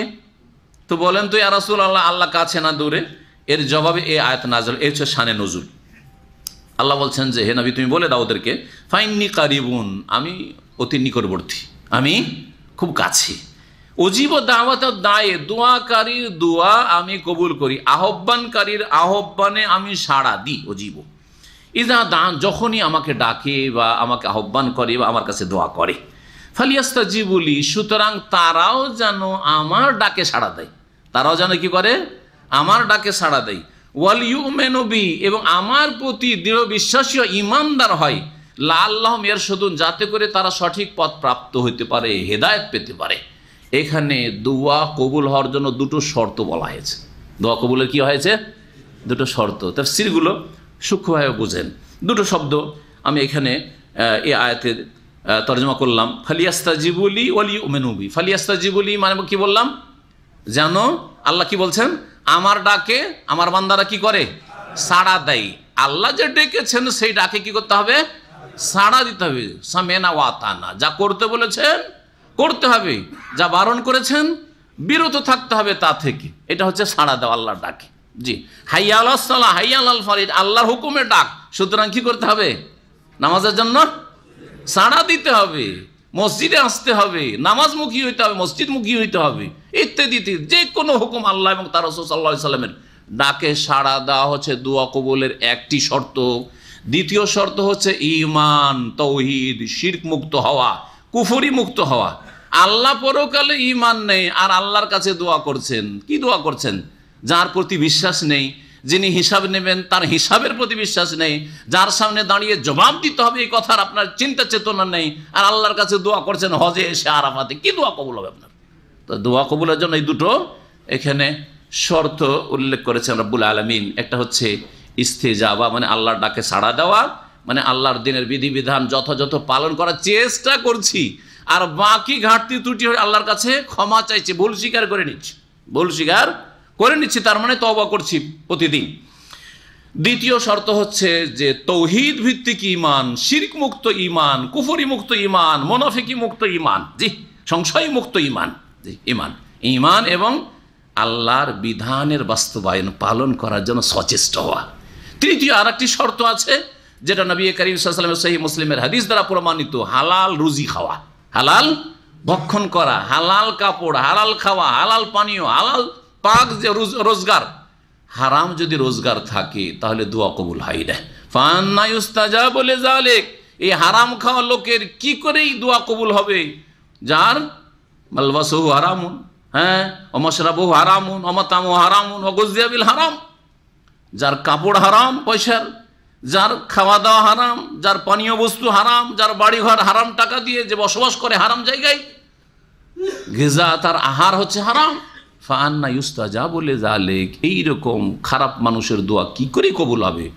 নবী মুহাম্মদ রাসূলুল্লাহ সাল্লাল্লাহু আলাইহি ওয়াসাল্লাম বলছেন, যারা দোয়া করছেন, যে কোনো দোয়া সে আপনি নিজের জন্য করেন, দুনিয়ার জন্য করেন, আখিরাতের জন্য করেন, এমন কি আপনি নিজেকে অথবা নিজের ছেলে মেয়েকে দম করছেন, ঝাড়ফুঁক যে করছেন আপনি, এটাও দোয়া। সূরা ইখলাস, ফালাক, নাস পড়ে ফুঁক দিচ্ছি, আমার ফুঁকে কাজ হয় না। কেন কাজ হয় না? কারণ আপনার ইমানে ত্রুটি আছে, না হয় দিনের বাস্তবায়ন আল্লাহর ডাকে সাড়া দেওয়ায় ত্রুটি আছে, না হয় রুজিতে আপনার ঝামেলা আছে, ভেজাল আছে, যার ফলে আপনার দমে কাজ হয় না। জি, কত দোয়া করছি আমরা, আল্লাহ বৃষ্টি দাও, বৃষ্টি দাও, বৃষ্টি কেন হয় না? রোগ আছে আমাদের মধ্যে, রোগ আমাদের মধ্যে আছে। আল্লাহ রাব্বুল আলামিন দিনের দিকে ফিরে আসা তৌফিক দান করেন। তারপরে আর একটি আয়াত রয়েছে সিয়ামের মাসাইল সম্পর্কে। মহান আল্লাহ এতে সিয়াম ভঙ্গকারী বা রোজা ভঙ্গকারী কারণগুলির দিকে ইঙ্গিত করছেন, আর রোজার অবস্থায় বা রোজার রাতে কি জায়েজ না এই বিষয়গুলি কিছু মাসাইল আর কি। মহান আল্লাহ বলছেন, ওহিল্লা লাকুম লাইলাতুস সিয়ামি রাফাসু ইলা নিসাইকুম, তোমাদের জন্য হালাল করা হয়েছে। আল্লাহ বলছেন তোমাদের জন্য কি করা হয়েছে? হালাল করা হয়েছে। লাইলাতুস সিয়াম, সিয়ামের রাতে, দিনে রোজা রাখলে, সিয়াম পালন করলে, আর রাত্রে সন্ধ্যা মাগরিব থেকে শুরু করে একবারে ফজর আজানের সময় হওয়া পর্যন্ত, এই সময়ে কি করা হয়েছে? হালাল করা হয়েছে। কি? আর রাফাসু ইলা নিসাইকুম, তোমাদের স্ত্রী সম্ভোগ, স্ত্রীদের সাথে সহবাস, স্ত্রী মিলন হালাল করা হয়েছে। তার রমজান মাসের রাতে তাহলে স্ত্রী মিলন কি স্পষ্ট ভাষায় আল্লাহ হালাল করে দিলেন। এটা স্পষ্ট তাফসির বুঝলেন পজিটিভ, যে আমাদের জন্য কি হালাল করা হয়েছে? হ্যাঁ, যে রোজার রাতে, রমজান মাসের রাতে স্ত্রী সহবাস হালাল করা হয়েছে। এর নেগেটিভ অর্থ হচ্ছে যে রোজার দিনে স্ত্রী সম্ভোগ হারাম করা হয়েছে, এটাও অর্থ পেলাম। এই তাফসির বুঝাইতে চাইছি। একটা হচ্ছে ইতিবাচক তাফসির, আর একটা হচ্ছে নেতিবাচক তাফসির, পজিটিভ আর নেগেটিভ। আল্লাহ যখন বললেন যে রোজার রাতে হালাল করা হয়েছে, তার মানে বুঝে নিতে হবে দিনে হালাল নেই। বুঝেছেন? হুন্না লিবাসুন লাকুম, কেন? কারণ তোমাদের প্রয়োজন। হুন্না, স্ত্রীরা তোমাদের পোশাক স্বরূপ, তোমাদের হে পুরুষরা পোশাক স্বরূপ। ও আনতুম লিবাসুল লাহুন, আর তোমরা তাদের পোশাক স্বরূপ। এই বস্ত্রহীন থাকতে পারো না, পোশাক ছাড়া থাকা চলবে না তোমাদের। ঠিক তেমনি স্ত্রী ছাড়া পুরুষ চলতে পারে না, আর পুরুষ ছাড়া স্ত্রী চলতে পারে না। সুতরাং তোমাদের প্রয়োজন হতে পারে গোটা মাস যদি আমি রাত দিন সব সময় স্ত্রী সম্ভোগ হারাম করে দিই, তাহলে তোমাদের জন্য বড়ই জটিল হয়ে যাবে। আর দিন হচ্ছে সহজ, ইউরিদুল্লাহ বিকুমুল ইউসরা, আল্লাহ সহজ করতে চান। ওমা জাআলা আলাইকুম বিদ্দীন মিন হারাজ, দিনে কোনো সংকট নেই আর সংকীর্ণতা নেই। সূরা হজে আল্লাহ বলেছেন, নবী সাল্লাল্লাহু আলাইহি ওয়াসাল্লাম সহিহ বুখারী, ইন্নাদ-দীনা ইউসরুন, দিন হচ্ছে সহজ। সুতরাং যেসব মূর্খরা বলে যে ইসলাম পালন করলে এক পা চলা যাবে না, এটা কুফরি কথা, এটা ফাসিকি কথা না, এটা কি কুফরি কথা, এটা কোরআনের অস্বীকার, কোরআনের অস্বীকার অথবা কোরআনের উল্টো কথা। আর আল্লাহর ওপর মিথ্যা অপবাদ দেওয়া যে দিনকে আল্লাহ এত জটিল করেছে যে ইসলাম পালন করলে এক পা বাড়াইতে পারবো না, বোঝা গেছে? সুতরাং এই কুফরি কথা থেকে নিজের সমাজকে বাঁচাবেন। হাফেজে কোরআন এখানে একজন ছিল, জি হ্যাঁ, কয়েক বছর আগের কথা বলছি, ও এই কথা বলছে। সুতরাং শুধু হাফেজ হয়ে লাভ নেই, শুধু হাফেজ হয়ে লাভ নেই, কোরআনে কিচ্ছু বুঝেন না। আয়াত মুখস্থ তো আছে, ইউরিদুল্লাহ বিকুমুল ইউসরা ওয়ালা ইউরিদু বিকুমুল উসরা, আর আল্লাহ বলছেন দিন সহজ, আর এ বলছে দিন পালন করলে এক পা বাড়ানো যাবে না। এই কোরআন মুখস্থ রেখে লাভ দেখি। এই জন্য ছেলেদেরকে হাফেজ করেন, হাফেজের সাথে আলেম করেন। আর যারা শুধু নিয়ত করেছেন আমার ছেলেকে হাফেজে কোরআন বানাবো, এই ভুল নিয়ত থেকে ফিরে আসেন। শুধু হাফেজ বানিয়ে কোনো লাভ নেই। অল্প হাফেজ বানা, 5 পারায় মুখস্থ করুক কিন্তু ভালো আলেম হোক, 2-4-5 পারায় মুখস্থ কিন্তু কোরআন এবং হাদিসের ভালো আলেম হোক, তার দ্বারা আলো পাবে মানুষ। জি, সেও নিজেও আলোকিত হবে আর আপনার পরিবারকে আলোকিত করবে। আর ওই জাল হাদিসের উপর ভরসা করে বসে আছেন, হাফেজ কেন বানাবো? কারণ আমার বংশের 10 জনকে নিয়ে যাবে, তো বাপ মা তো 2 জন আছে, 1 নম্বর 2 নম্বর। হ্যাঁ, এগুলো জিহালত, আসলে অজ্ঞতা। এই আশাতে শুধু নিজের ছেলেকে হাফেজ বানাচ্ছেন, এগুলো একটু জাল কথা। 2 নম্বর কথা যে ভুল কথা। জি, এইসব নিয়ত আসলে ভুল নিয়ত। নিয়তটাকে ঠিক করেন, নিয়ত যে আমার এই ছেলে দ্বারা আমরা আলোকিত হবে, আমার গ্রামবাসী আলোকিত, আমার দেশবাসী, বিশ্ববাসী, সারা পৃথিবীর যত বাংলা ভাষাভাষী তারা আলোকিত হবে। হতে পারে না? সেই লোকটাকে আপনার ছেলে হইতে পারে না যাদের দ্বারা সারা বিশ্বের সমস্ত মানুষ আলোকিত হবে? জি, লেবাস বলা হয়েছে স্ত্রীকে, আর স্বামীকে স্ত্রীর জন্য লেবাস পোশাক বলা হয়েছে। এই লেবাস পোশাক আমাদের শরীরের সাথে একেবারে জড়িয়ে থাকে, লেগে থাকে। ঠিক এখানে আমাদের স্বামী স্ত্রীর দাম্পত্য জীবনের সুসম্পর্ককে বোঝানো হয়েছে, ঘনিষ্ঠ সম্পর্কটাকে, এই সম্পর্কের ঘনিষ্ঠতাকে বোঝানো হয়েছে। সুতরাং তোমাদের প্রয়োজন আছে, তাই আল্লাহ রাব্বুল সহজ করে দিয়েছেন যে রমজান মাসের রাতে তোমরা স্ত্রী সম্ভোগ করতে পারবে। আলিম আল্লাহ, আল্লাহ জেনে গেছেন। কি বলছেন আল্লাহ? আল্লাহ জেনে গেছেন আন্নাকুম কুনতুম তাখতানুন আনফুসাকুম, তোমরা ভিতর আপনি খেয়ানত করছো, অর্থাৎ লুকিয়ে লুকিয়ে তোমরা ভুল করছো। কি হয়েছিল ওটা? কি প্রথম দিকে সারাদিন তো সিয়াম, রোজায়, বোঝা গেছে কি না? আর তারপরে রাত্রে স্ত্রী সহবাস কি ছিল? হারাম। এশার নামাজ পড়ার পরে পানাহারও হারাম ছিল প্রথম দিকে, এটা একটা বিধান ছিল। এশার নামাজ পড়ে নিলে কি হয়ে গেল? পানাহার আবার হারাম হয়ে গেল। কখন পানাহার করতে পারবেন? আবার যখন সারাদিন রাত গেল, সারাদিন গেল, আবার যখন ইফতারি হবে তখন।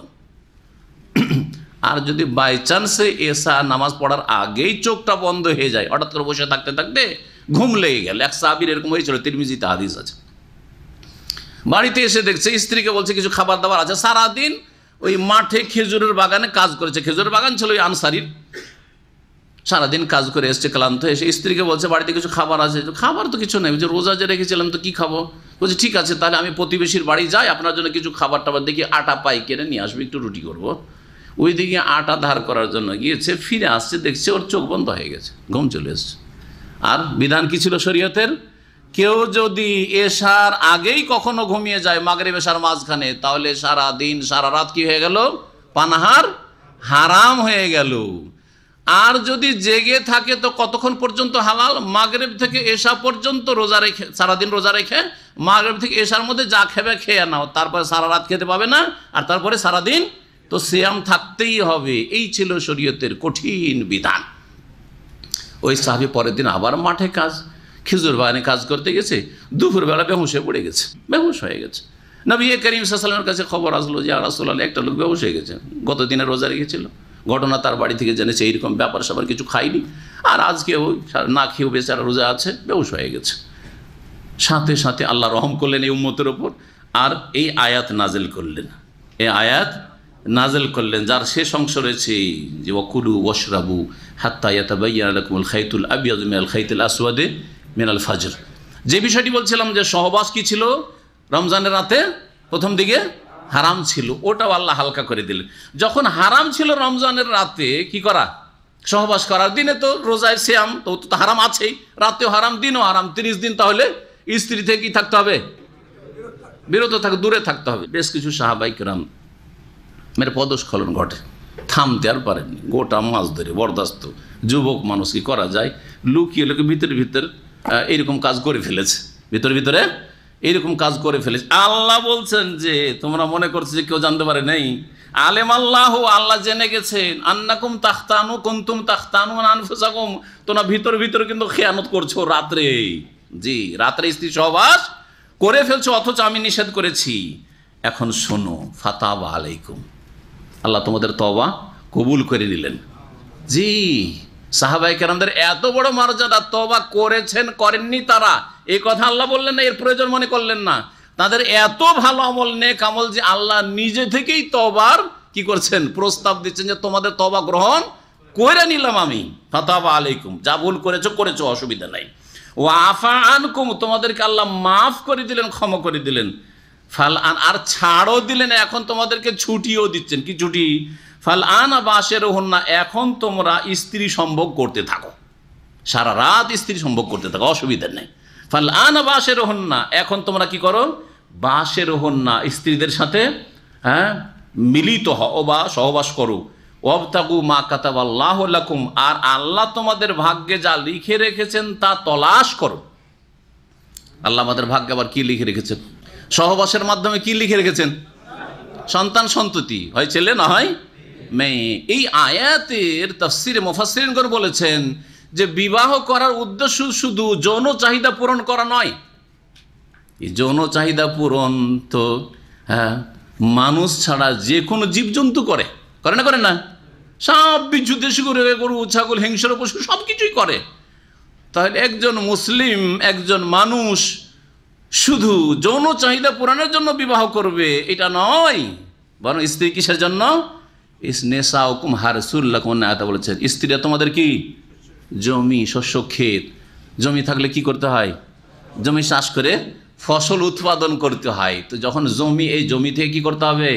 ফসল উৎপন্ন করতে হবে, সেটা হচ্ছে সন্তান সন্ততি। এই জন্য বেশি বেশি ছেলে মেয়ে নিতে হবে, এটা হচ্ছে শরীয়তের বিধান, যাতে করে এই উম্মতের সংখ্যা বৃদ্ধি পায়, শক্তিশালী হয়, কাফেরদের অন্তর ভীত সন্ত্রস্ত হয়, এবং নবী সাল্লাল্লাহু আলাইহি ওয়াসাল্লাম কিয়ামতের দিনে গৌরব করতে পারেন আমাদেরকে যে নিয়ে। যেমন নবী করিম সাল্লাল্লাহু আলাইহি ওয়াসাল্লাম হাদিস রয়েছে, তাযাওয়াজুল ওয়াদুদ আল ওয়ালুদ ফাইন্নী মুকাসিরুম বিকুমুল উমামা ইয়াউমাল কিয়ামা ওয়াবতাগু মা কাতাবাল্লাহু লাকুম। সুতরাং এই শুধু ইচ্ছা রাখবেন না যে আমি বিয়ে করছি শুধু আমার যে যৌন চাহিদার কারণে, না না না, আমার বৃহৎ একটা উদ্দেশ্য রয়েছে, মহৎ একটা উদ্দেশ্য রয়েছে, আমার সৎ একটা নিয়ত রয়েছে, সেটা হচ্ছে যে আমার ছেলে মেয়ে হবে যারা আল্লাহর জমিনে আল্লাহর ইবাদতবন্দি করবে, তারপরে আমার জন্য দোয়া করবে, আমার স্ত্রীর জন্য দোয়া করবে, আমার তারা উত্তম স্থলাভিষিক্ত হবে, আমার খলিফা তারা হবে, ইত্যাদিতে দিন দুনিয়ার ফায়দা রয়েছে। আপনার ছেলেরা যদি নেক হয় তো আপনার সুনামকে দীর্ঘদিন এই জমিনে রাখবে, যে এরা হচ্ছে অমুকের ছেলে, এরা হচ্ছে অমুকের ছেলের ছেলে, অমুকের নাতি, অমুকের পোতা, বলবে না বলবে না? যে এগুলি তো দুনিয়াবি ফায়দা, আখিরাতের তো ফায়দা আছেই। যে এই ছেলেগুলোকে যাদেরকে মানুষ করেছেন, লালন পালন করেছেন, আর তাদেরকে নামাজি বানিয়েছেন, তাদেরকে দিনদার, যত নেকি করবে বাপ মা একবার করে পেতে থাকবে। শুধু ওই যার মাধ্যমে হেদায়েত হয়েছেন সেই না আগে বাপ মা পাবে, এটা কিন্তু অনেকে খেয়াল করেন। মনে করছেন যে আমি কোনো আলেমের মাধ্যমে হেদায়েত পেয়েছি, তো আলেম বা রাসূলুল্লাহ সাল্লাল্লাহু আলাইহি ওয়াসাল্লামের মাধ্যমে হেদায়েত পেয়েছি, রাসূলুল্লাহ সাল্লাল্লাহু আলাইহি ওয়াসাল্লাম সমস্ত উম্মতের নেকির এক ভাগ করে পাচ্ছেন, বাপ মা পাবেন না? আরে বাপ মা যদি জন্ম না দিত তাহলে কোত্থেকে আপনার নামাজ রোজা হইতো, কোথা থেকে আপনার যাকাত আর নেক কাজগুলি হইতো, ঠিক কিনা? তারও জন্ম দেওয়ার পরে ছেড়ে দেয়নি গরু ছাগল করে, জন্ম দেওয়ার পরে নামাজি মুসলিম বানিয়েছে, দিনদার মুসলিম বানিয়েছে, আপনাকে দিনের শিক্ষা দিয়েছে। সুতরাং আপনার এই সমস্ত নেকির ভাগ কে পাচ্ছে? বাপ মা পাচ্ছে, পাবে ইনশাআল্লাহ তাআলা। জি, উপরন্তু দোয়া তো রয়েছে, রব্বিরহামহুমা কামা রব্বায়ানি সাগীরা, বা আরও দোয়া, বা নিজের ভাষায় দোয়া বাপ মার জন্য তো রয়েছে, আওয়ালাদিন সালিহিন ইয়াদউলাহু। তো বলছিলাম আল্লাহ রাব্বুল আলামিন বলছেন যে এখন তোমরা স্ত্রী সম্ভোগ করো, আর তোমাদের ভাগ্যে যা লিখে রেখেছে আল্লাহ রাব্বুল তা তোমরা তলাশ করো, ওয়াকুলু ওয়াশরাবু, এবং তোমরা পানাহার করো। কতক্ষণ পর্যন্ত? প্রথম দিকে নিষেধ ছিল, তাই না? নিষেধ ছিল এসা পরে, হাত্তা ইয়াতাবায়্যানা লাকুমুল খাইতুল আবিয়াদ, যতক্ষণ পর্যন্ত তোমাদের জন্য সুস্পষ্ট হয়ে যায়নি সাদা সুতা। শাব্দিক অর্থ করছি, আল খাইত মানে হচ্ছে সুতা বা তাগা, সাদা তাগা, মিনাল খাইতিল আসওয়াদ, কালো তাগা থেকে। এই তাগা মানে হচ্ছে রেখা, শুভ্র রেখা, সাদা রেখা কালো রেখা থেকে যতক্ষণ পর্যন্ত সুস্পষ্ট হয়ে যায়নি, সেই রেখাটা কিসের? সেটা কোনো সুতা বা তাকা নয়, সেটা হচ্ছে মিনাল ফাজরে, ভোরের শুভ্র রেখা আর ভোরের কালো রেখা, ভোরের কালো রেখা আর ভোরের সাদা বা শুভ্র রেখা।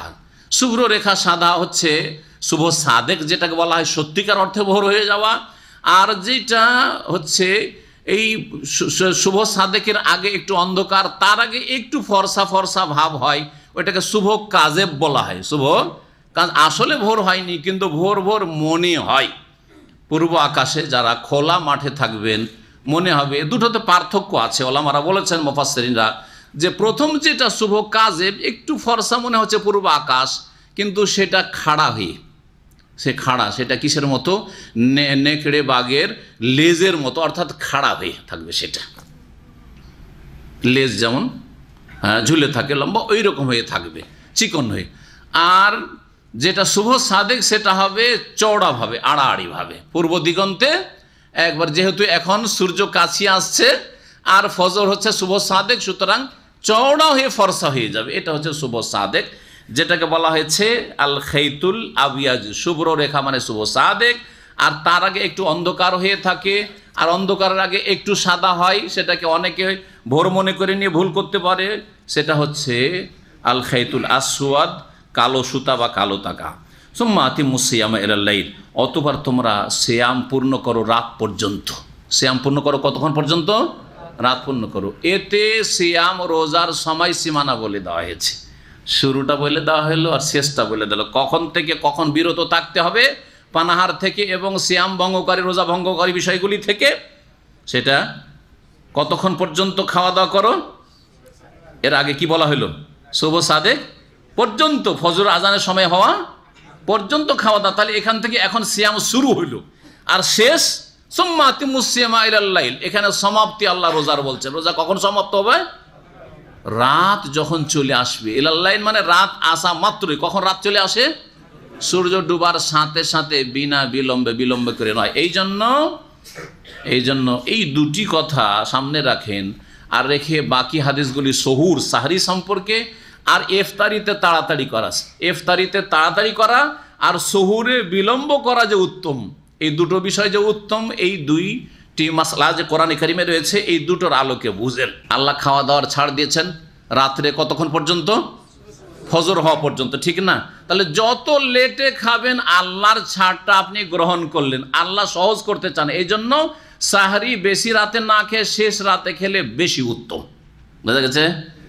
আর আল্লাহ বলছেন যে যেমনই রাত চলে আসবে তেমনই কি করো, রোজা তোমাদের পূর্ণ হয়ে গেল। এই জন্য যেমনই সূর্য ডুবে গেল নিশ্চিত হয়েছেন, সাথে সাথে ইফতার করা হচ্ছে উত্তম, বেশি ফজিলতের। এই মর্মে বেশ কিছু হাদিস রয়েছে, যা সময়ের স্বল্পতার জন্য হয়তো আপনাদের সামনে পেশ করতে পারি, আবার নাও করতে পারি। সুম্মা আতিমুস সিয়াম, অতঃপর তোমরা সিয়াম পূর্ণ করো কতক্ষণ পর্যন্ত? রাত পর্যন্ত। ওয়ালা তুবাশিরুহুন্না ওয়া আনতুম আকিফুনা ফিল মাসাজিদ। এখন আর একটি মাসআলা বলছেন, সেটা হচ্ছে ইতিকাফের মাসআলা। ইতিকাফ সারা বছর যে কোনো সময় হইতে পারে, কিন্তু ইতিকাফ মাহে রমজানের বিশেষ করে শেষ 10 দিনে করা হচ্ছে সুন্নাহ। হ্যাঁ, অনেকে ফরজে কিফায়া বলেছেন, এইসব ফুকাহাদের কথা, কিন্তু এটি হচ্ছে নবী করিম সাল্লাল্লাহু আলাইহি সাল্লামের সুন্নাত। আর কেউ কেউ বলেছে সুন্নাতে মুআক্কাদা, কারণ নবী সাল্লাল্লাহু আলাইহি সাল্লাম মদিনায় প্রতি বছর ইতিকাফ করেছেন এবং নবী সাল্লাল্লাহু আলাইহি ওয়াসাল্লাম ইন্তেকালের পরে তাঁর বিবিগণ ইতিকাফ করেছেন। যদি মহিলাদের জন্য পরিবেশ নিরাপদ থাকে মসজিদে, তাহলে তারা ইতিকাফ করবে। ইতিকাফ হবে কোথায়? মসজিদে হবে, মসজিদ ছাড়া হবে না। মসজিদ ছাড়া হবে। পুরুষদের জন্য যেহেতু জুমাও পড়া ফরজ, সেই জন্য পুরুষদের জন্য জামে মসজিদ হইতে হবে। মহিলাদের জন্য পাঞ্জেগানা মসজিদ হইলে হয়, কিন্তু ভারত, বাংলাদেশ, পাকিস্তানে এক শ্রেণীর মানুষ আছে যাদের বাড়িতে মহিলারা এতেকাফ করে। এটি সুন্নতের খেলাফ, এটি বিদাতি কাজ বা ভুল ধারণা। এরকম এতেকাফ ইসলামে নেই এবং এর কোনো প্রমাণ নেই, এর কোনো প্রমাণ নেই। যারা এই ফতোয়া দিয়েছে বা যারা করে থাকে তারা ভুল বুঝেছে। কারণ আল্লাহ কোরআনে কি বলছেন?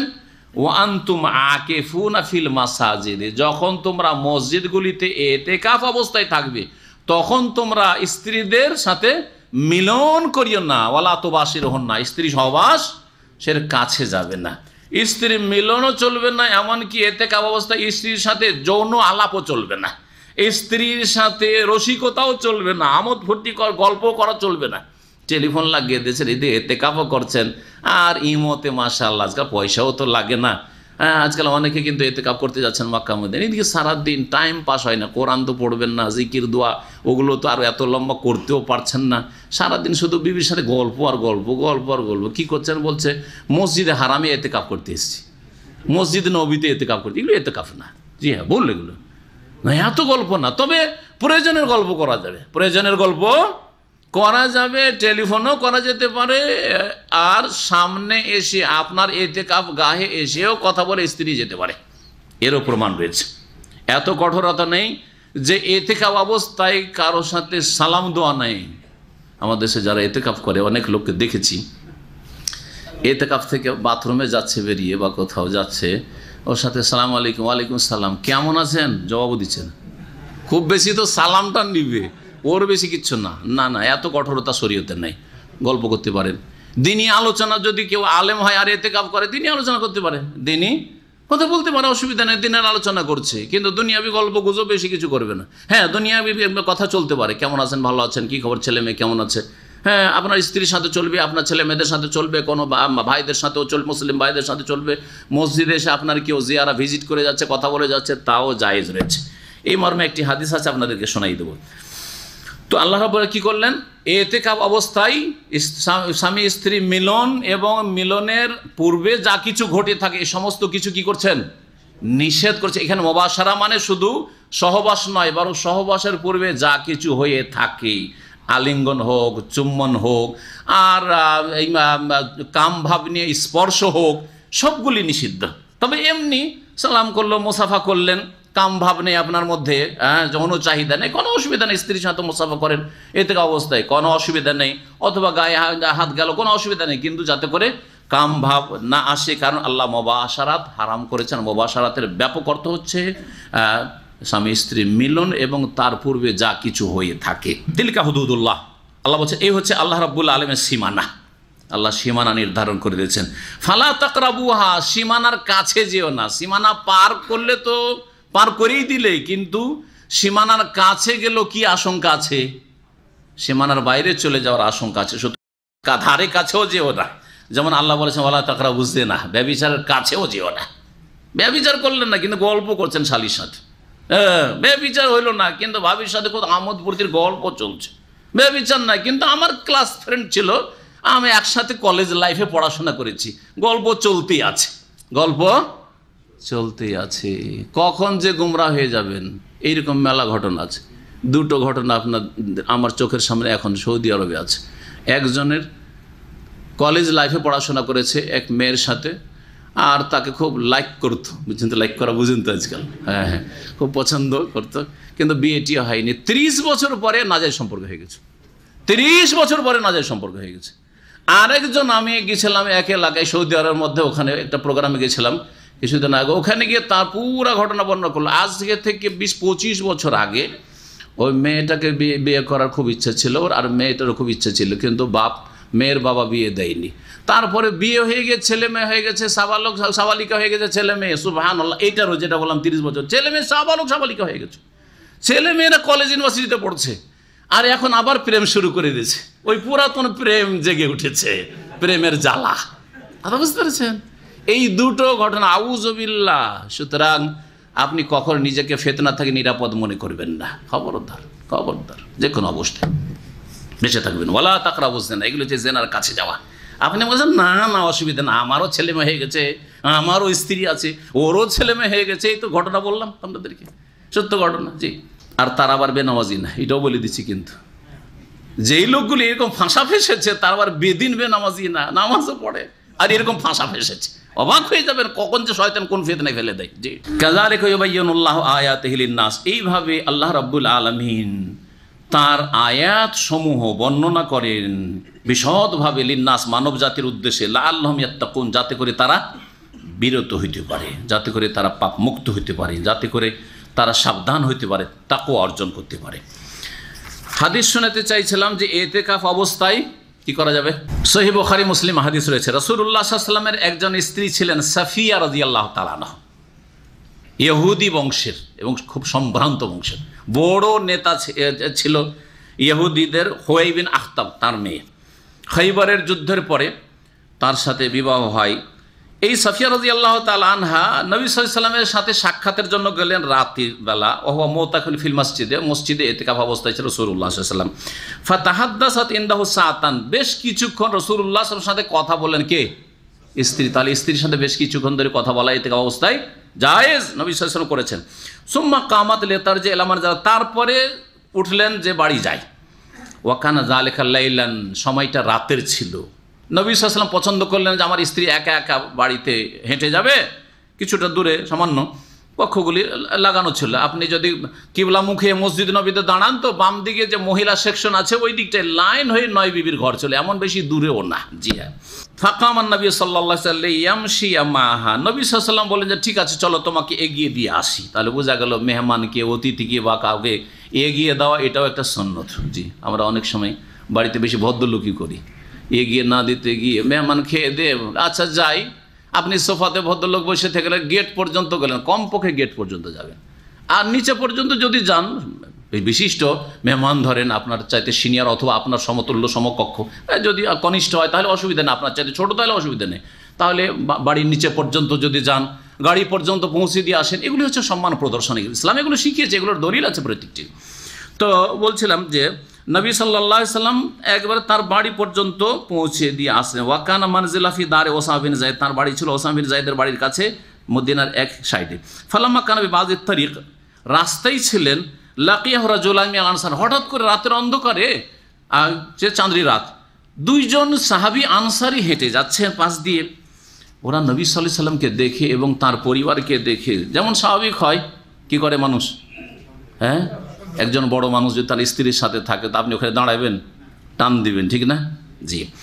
তো ওই দুইজন ফালাম্মা রাআয়ান নবী সাল্লাল্লাহু আলাইহি ওয়াসাল্লাম আসরা, যেমনই ওরা দুইজন দেখেছেন নবী সাল্লাল্লাহু আলাইহি ওয়াসাল্লামকে যে স্ত্রীকে সাথে নিয়ে আছেন, তখন একটু তাড়াতাড়ি তারা হাঁটতে লেগেছে, টান দিতে শুরু করেছে, আর চোখের আড়াল হতে যাচ্ছে। অন্য রিওয়ায়াতে ওয়ারায় হায়া আন মিনান নবী সাল্লাল্লাহু আলাইহি ওয়াসাল্লামকে বলে লজ্জায়, লেকাউনি আহলি, কারণ নবী সাল্লাল্লাহু আলাইহি ওয়াসাল্লাম তার স্ত্রী রয়েছেন। ফাকাল আলাহুমান নবী সাল্লাল্লাহু আলাইহি ওয়াসাল্লাম, নবী সাল্লাল্লাহু আলাইহি ওয়াসাল্লাম বললেন, আলা রিসলিকুমা, থামো থামো, আরে থামো একটু আস্তে। ইন্নাহা সাফিয়াতু বিনতু হুয়াইন, এটা হচ্ছে হুয়াইয়ের মেয়ে সাফিয়া, আমার স্ত্রী কিন্তু। কেন? সন্দেহ হইতে পারে, সন্দেহ হইতে পারে।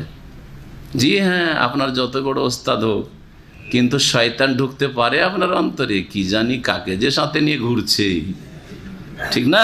কাকে যে সাথে নিয়ে ঘুরছে, কি জানি কার সাথে যে কথা বলছে, শয়তান ঢুকতে পারে। সেই সময় উচিত হবে যে আমি আমার ওয়াইফের সাথে কথা বলছিলাম বা আমার বোনের সাথে কথা বলছিলাম, ঠিক না? যখন দেখবে সন্দেহের সম্ভাবনা আছে তখন আবার মিথ্যা বলবেন না। হ্যাঁ, কিছু ভাইয়েরা আছে এইরকম, কথা বলছে, কারোর সাথে প্রেম করছে, কার সাথে কথা বলছে, ও আয়েশার মার সাথে কথা বলছিল। আল্লাহ হিদায়াত। সময় শেষ হয়ে গেছে, আর লম্বা করছি না। নবী সাল্লাল্লাহু আলাইহি ওয়াসাল্লাম বললেন যে তো থামো থামো থামো, ও হচ্ছে আমার স্ত্রী। কেন? সাহাবীরা বলছে, ইয়া রাসূলুল্লাহ, কি বলেন আপনি, আমরা আপনার সম্পর্কে এইরকম চিন্তা করতে পারি? বললেন, দেখো, ইন্নাশ শাইতানা ইয়াজরি মিন ইবনে আদম মাজরাদ দাম, আদম সন্তানের রক্তের সাথে শয়তান চলাচল করে, হতে পারে আমি ভয় করছি তোমাদের অন্তরে, ইন্নী খাশিতু আন ইয়াকযিফা ফি কুলুবিকুম শাইআন, তোমাদের অন্তরে কোনো কথা যেন নিক্ষেপ না করে। তো শয়তান যে কি জানি নবী যে কার সাথে ঘুরছিলেন, এখন তো বিবিরা সব শুয়ে গেছে, এত রাতে আবার কে সাথে, হতে পারে না, পারে না। এইরকম যদি সন্দেহ হয়ে যায় তো ইমান হারিয়ে দেবেন নবী সম্পর্কে সন্দেহ হয়ে গেলে, তারপরে মিথ্যা অপবাদ দেওয়ার শাস্তি দণ্ডবিধান কায়েম হয়ে যাবে, 80 চিবাত্রাঘাত। তো এই জন্য নবী করিম সাল্লাল্লাহু আলাইহি ওয়াসাল্লাম তাদের সন্দেহ দূর করার উদ্দেশ্যে এই কথা বললেন। এখানে আমার তাফসীর শেষ করছি, বাকি তাফসীর ইনশাআল্লাহ তাআলা আগামী সপ্তাহে আল্লাহ পূরণ করার তৌফিক দিলে পূরণ করবো। সাল্লাল্লাহু আলাইহি ওয়া সাল্লাম মোহাম্মদ ওয়া আলা আলিহি ওয়া